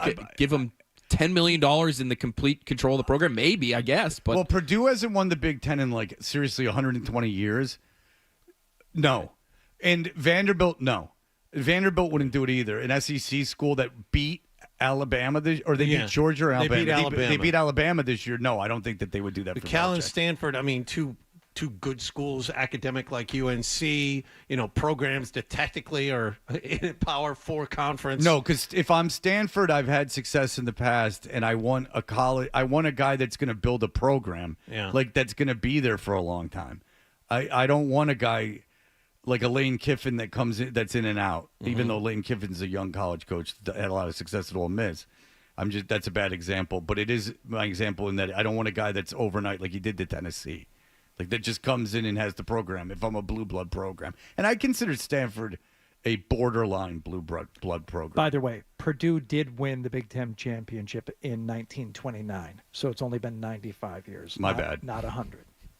Because I know Indiana, it's been less than Purdue. I saw it on Instagram. What is that face? Whoa. What just happened That's there? unsettling. Good Lord. What the hell? Are you having a spell? What was that? I'm tired. Oh, man. Phil, did you see that? Well, I did. How would you describe that face? It made everyone laugh but Phil. You being the wordsmith, how would you describe the face you just saw? Terrifying. All right, so Drake May did not have a lot to say about Bill going to North Carolina. No, do you think alums are excited about this? I saw De'Ami Brown as a receiver for the Commanders was asked about this, and he just sort of laughed it off. I could tell you. Here's how I would think about it. I would be a little hesitant to have my program put under the microscope and put in the spotlight if I didn't think it were ready for it. So if I'm an alum or I'm somebody who just left there and had some success, and if I think, God, they've got some issues there, now they're going to put all these guys, because ultimately it's going to come down to the players. Who do you have? How much can they be coached? And if they're going to be under the spotlight that much and everyone's going to be watching them at least for the first 3-4 weeks of the season, you don't want to see them get off to a 1-3 record, because that would be embarrassing for your school. Right. I think he has already made a change, though, at North Carolina. It sounds like reportedly they have bumped their NIL funds from $4 million to $20 million, which suddenly makes them players for some of these kids that, I find it really hard to envision Bill Belichick, whether it's on Zoom, in a living room somewhere, winning the hearts and minds of some of the top prospects in high school football to come to his program. But what he can do is say, we're going to give you $1 million to come to our program to compete with Alabama, Georgia, Texas, etc. And so they could get the talent they need. And my guess is he'll be able to pick up on the schematic changes from the pro game to the college game relatively quickly. He is a smart guy, as Fred so astutely pointed out. He'll figure that part out. Okay, I know my reasons for it. Why do you say he would not be able to win the hearts and minds of eager young high school football players? I'm just not. I don't think we have any evidence of that he would be able to do that. I just connecting with people on a personal level, right? And selling them. You have to be a salesman. A college football head coach. That's a significant portion of the job. And I'd be really concerned about these kids. The transfer portal is open before the bowl season, and there's playoff teams. I think probably every playoff team, but I know there's playoff teams that kids have already entered the portal before the games. So you're actively having to recruit your own players as well to get them to stay with the program. I know they got what did I hear? They have a 4-star quarterback going there, and the kid said he's going to still go. So I guess he did that. So congratulations. Is Bill going to be brought in as a closer on some of these deals, because he's going to have the recruiting staff? Maybe, and my guess is he will be able to, his name will carry weight with the parents of some of these kids. Yeah, but again, with the kids themselves, I'm not so sure. Like, the last time he won a Super Bowl, these guys were like in 6th grade. But it's not just that, Phil. Wouldn't 7th grade? Wouldn't part of it be, okay, you are a 5-star athlete, but there are dozens of 5-star athletes that go to college thinking they're going to be a pro. I can get you there. If you come and play 2 years with me, I will make sure you are an NFL product by the time you leave. To me, that's the close. That's all well and good. If he can't promise these kids playing time and or money, those are the two things that are going to matter most to them. Because you can say I'm going to get you ready to play in the NFL. Well, if you can't guarantee that I'm going to be on the field, Bill, I don't know how I'm getting ready for the NFL. I'll go somewhere where they will play me. So that to me is the biggest difference. You could say that the NFL game and the college game are as similar as they've ever been. To me, Bill is not accustomed to living in a world where the players have as much leverage as college athletes now have. Yeah.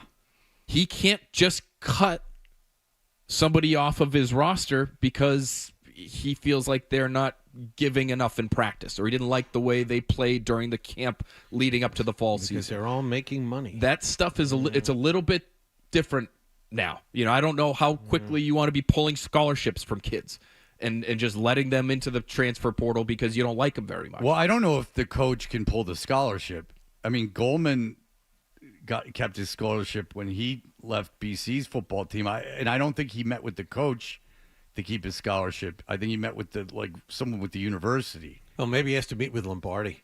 Maybe the athletes will have to meet with Lombardi to decide as much control as he will have there, I feel like it still won't be to the level that he had it in New England, and so that will take some adjusting for him because he could run the show. He determined everything, and now these kids, they're entitled. Their personalities are different. Their needs are different. Their demands are going to be different, and so I think all of that is going to maybe the be a relationship little bit of a stunner in some ways. Maybe he always knew he was going to college, and his current personal relationship has been a means to try and tap into that young mindset. I heard that discussed honestly on a national radio program. No, they did not. I swear to God, they were talking about it seriously. And it was ESPN radio, and they said he knows about TikTok and Instagram because of his girlfriend. Okay, and they weren't kidding. Oh, I mean, it's one way to go about it. Listen, everybody's got airtime to fill. Oh, I know all about filling airtime with crap, but that never occurred to me to say. It's all ESPN is just taking little pieces of information you have and cramming them together as if there's some kind of linear thought to it. That's really all it is. That's the magic trick, ladies and gentlemen. If you want to get a job as an analyst, just take whatever little breadcrumbs you can get, jam them together in some kind of logical formation as if they all... North Carolina's a college. The girl he's dating was in college 2 years ago. What do college kids know that he doesn't know? There we go. Done. We'll connect the two pieces with this piece in the middle, and there you have my take. Yep. It was, and I kept waiting for him to tell a joke, which it was ESPN. I should have known it was never coming. Unless it's McAfee, who's a real card. This is a comedy. Yeah, exactly. Well, Phil, listen. I'm sorry you didn't get to talk more, and that I dominated. No, this is a lot of fun. You fired up for the Cardinals on Sunday, Always Phil? happy to come in and talk to you guys. Very fired up. Yeah, it'll be a good trip. 425. You're taking the trip? Oh yeah. 425 kick. 425 kick. You'll be Late okay. one. You'll be okay. That's We'll late. red eye it back. All right. So we can do the breakdown with Ted Johnson on Monday night. Good. Look at you. Yeah. All right. Hard-working man. People can't be without the breakdown. No. Everybody knows that. Enjoy Arizona, man. Thank you. Nice. Anywhere I should go? I don't know.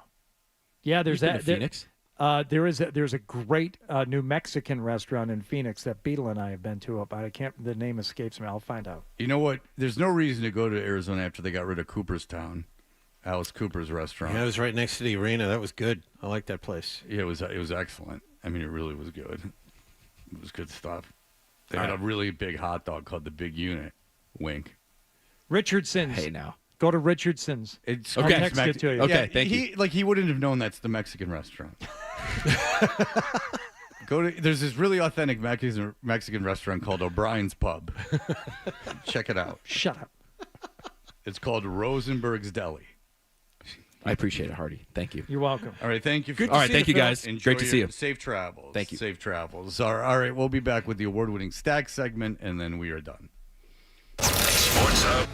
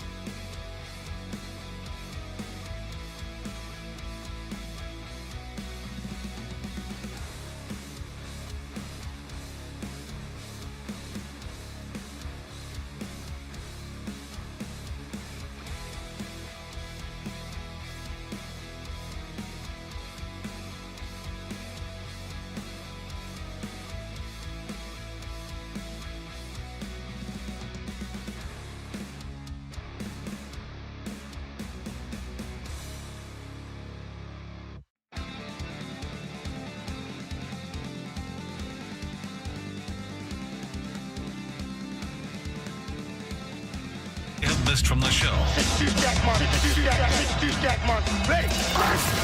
It's time for The Stack on Toucher and Hardy.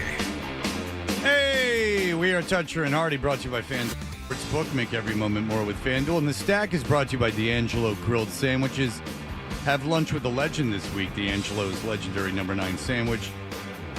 Grilled sirloin or chicken smothered in onions, peppers, mushrooms, and American cheese. Only at D'Angelo. Why did Scott call in today to make fun of me? Does anyone? I can't remember. You were talking about how cold it was here in the studio, and he called up and said, "Don't you dare touch the thermostat! Don't you dare touch things! Leave it as it is." And I said, "Well, we've got something called a thermostat, Zoe. You can move things up and down." And but we've got 11 minutes. Why don't you crank that thing up to about 82 right now? It'll be nice and toasty. You know why? Because I don't want him to beat me up. You still cold now, Fred? No. So you're not chilly? Thank you. Thank you. You just gave me the gift that I'll take with me through the rest of the day. Love it. Thank you to Nicholas Gemelli for posting this very early Did you get the this name morning. of the show right? No, he just posted it on our Slack. Pornhub has revealed their top searches for 2024. Yes, amputee. Mm-hmm. And bathroom. What else? Humiliation. Dr. Lori Betito, who serves as the director of Pornhub's Sexual Wellness Center, a doctor working at Pornhub, said of a certain trend, it seems people may be pining for a simpler time, looking for things that are less complicated than they have in the past. Like inter-family relations, which seems to be everywhere. No. Porno that is on the internet. Would you care to guess what is the most searched term in 2024? Here's a hint. You will not get it. I believe it is a Japanese term. So octopus. Maybe because they do that octopi porn in Japan. No. And they censor out the penis. Go ahead. Most searched term on Pornhub is the phrase hentai. I don't know how to pronounce it, but I could have guessed that. I actually would have guessed that when you said Japanese. Why? But I wanted to make a joke. Do you want to tell John what hentai is? It's animated, and it's okay. I have talked to a doctor, and not about me, believe it or not. I have talked to doctors about me, but this wasn't it. So what's happening to young men now, and it's a problem, and it's not old men yelling at cloud. It really is a problem, is that young men are becoming unsexualized. The internet, this is all a big experiment. This is the first generation that's grown up with the internet. So not only are they avoiding face-to-face sexual encounters, and that's a fact. I mean, birth rates are down. Amount of sex that young people are having is way down. Ask any young female. And even the porn proclivities of men is getting to be more and more unrealistic. Yes. These are cartoons. Yes, they are video game characters, anime-style characters, 3D animation, just to name a few. So for the first time ever, hentai, the most searched term in the United States. Would you care to guess what is second? It's an oldie but a goodie. Oldie being a key MILF phrase there. There you go. MILF, number 2.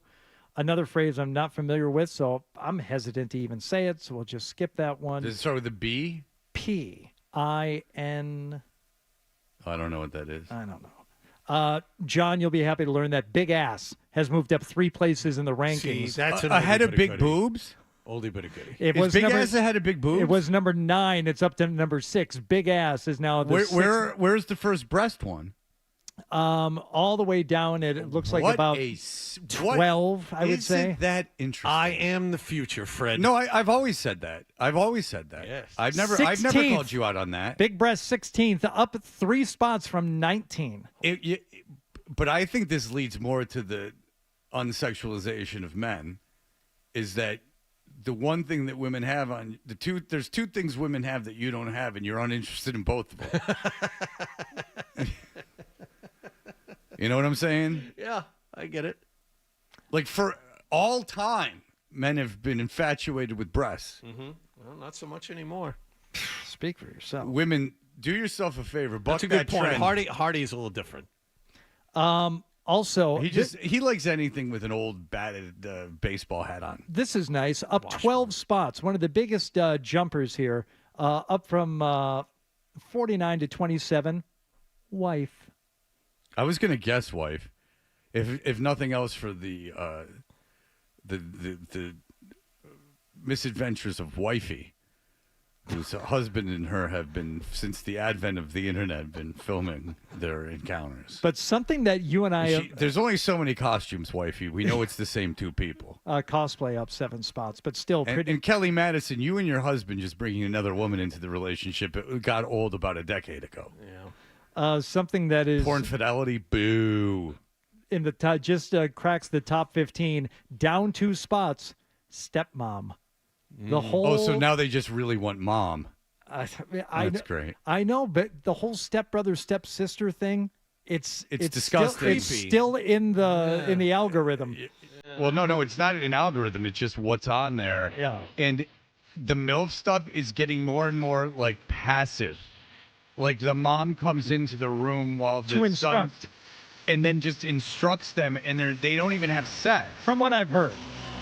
Well, no, if you look at porn and go, that's a hot chick, and click on the avatar, or whatever it is, whatever you call the pixel thing.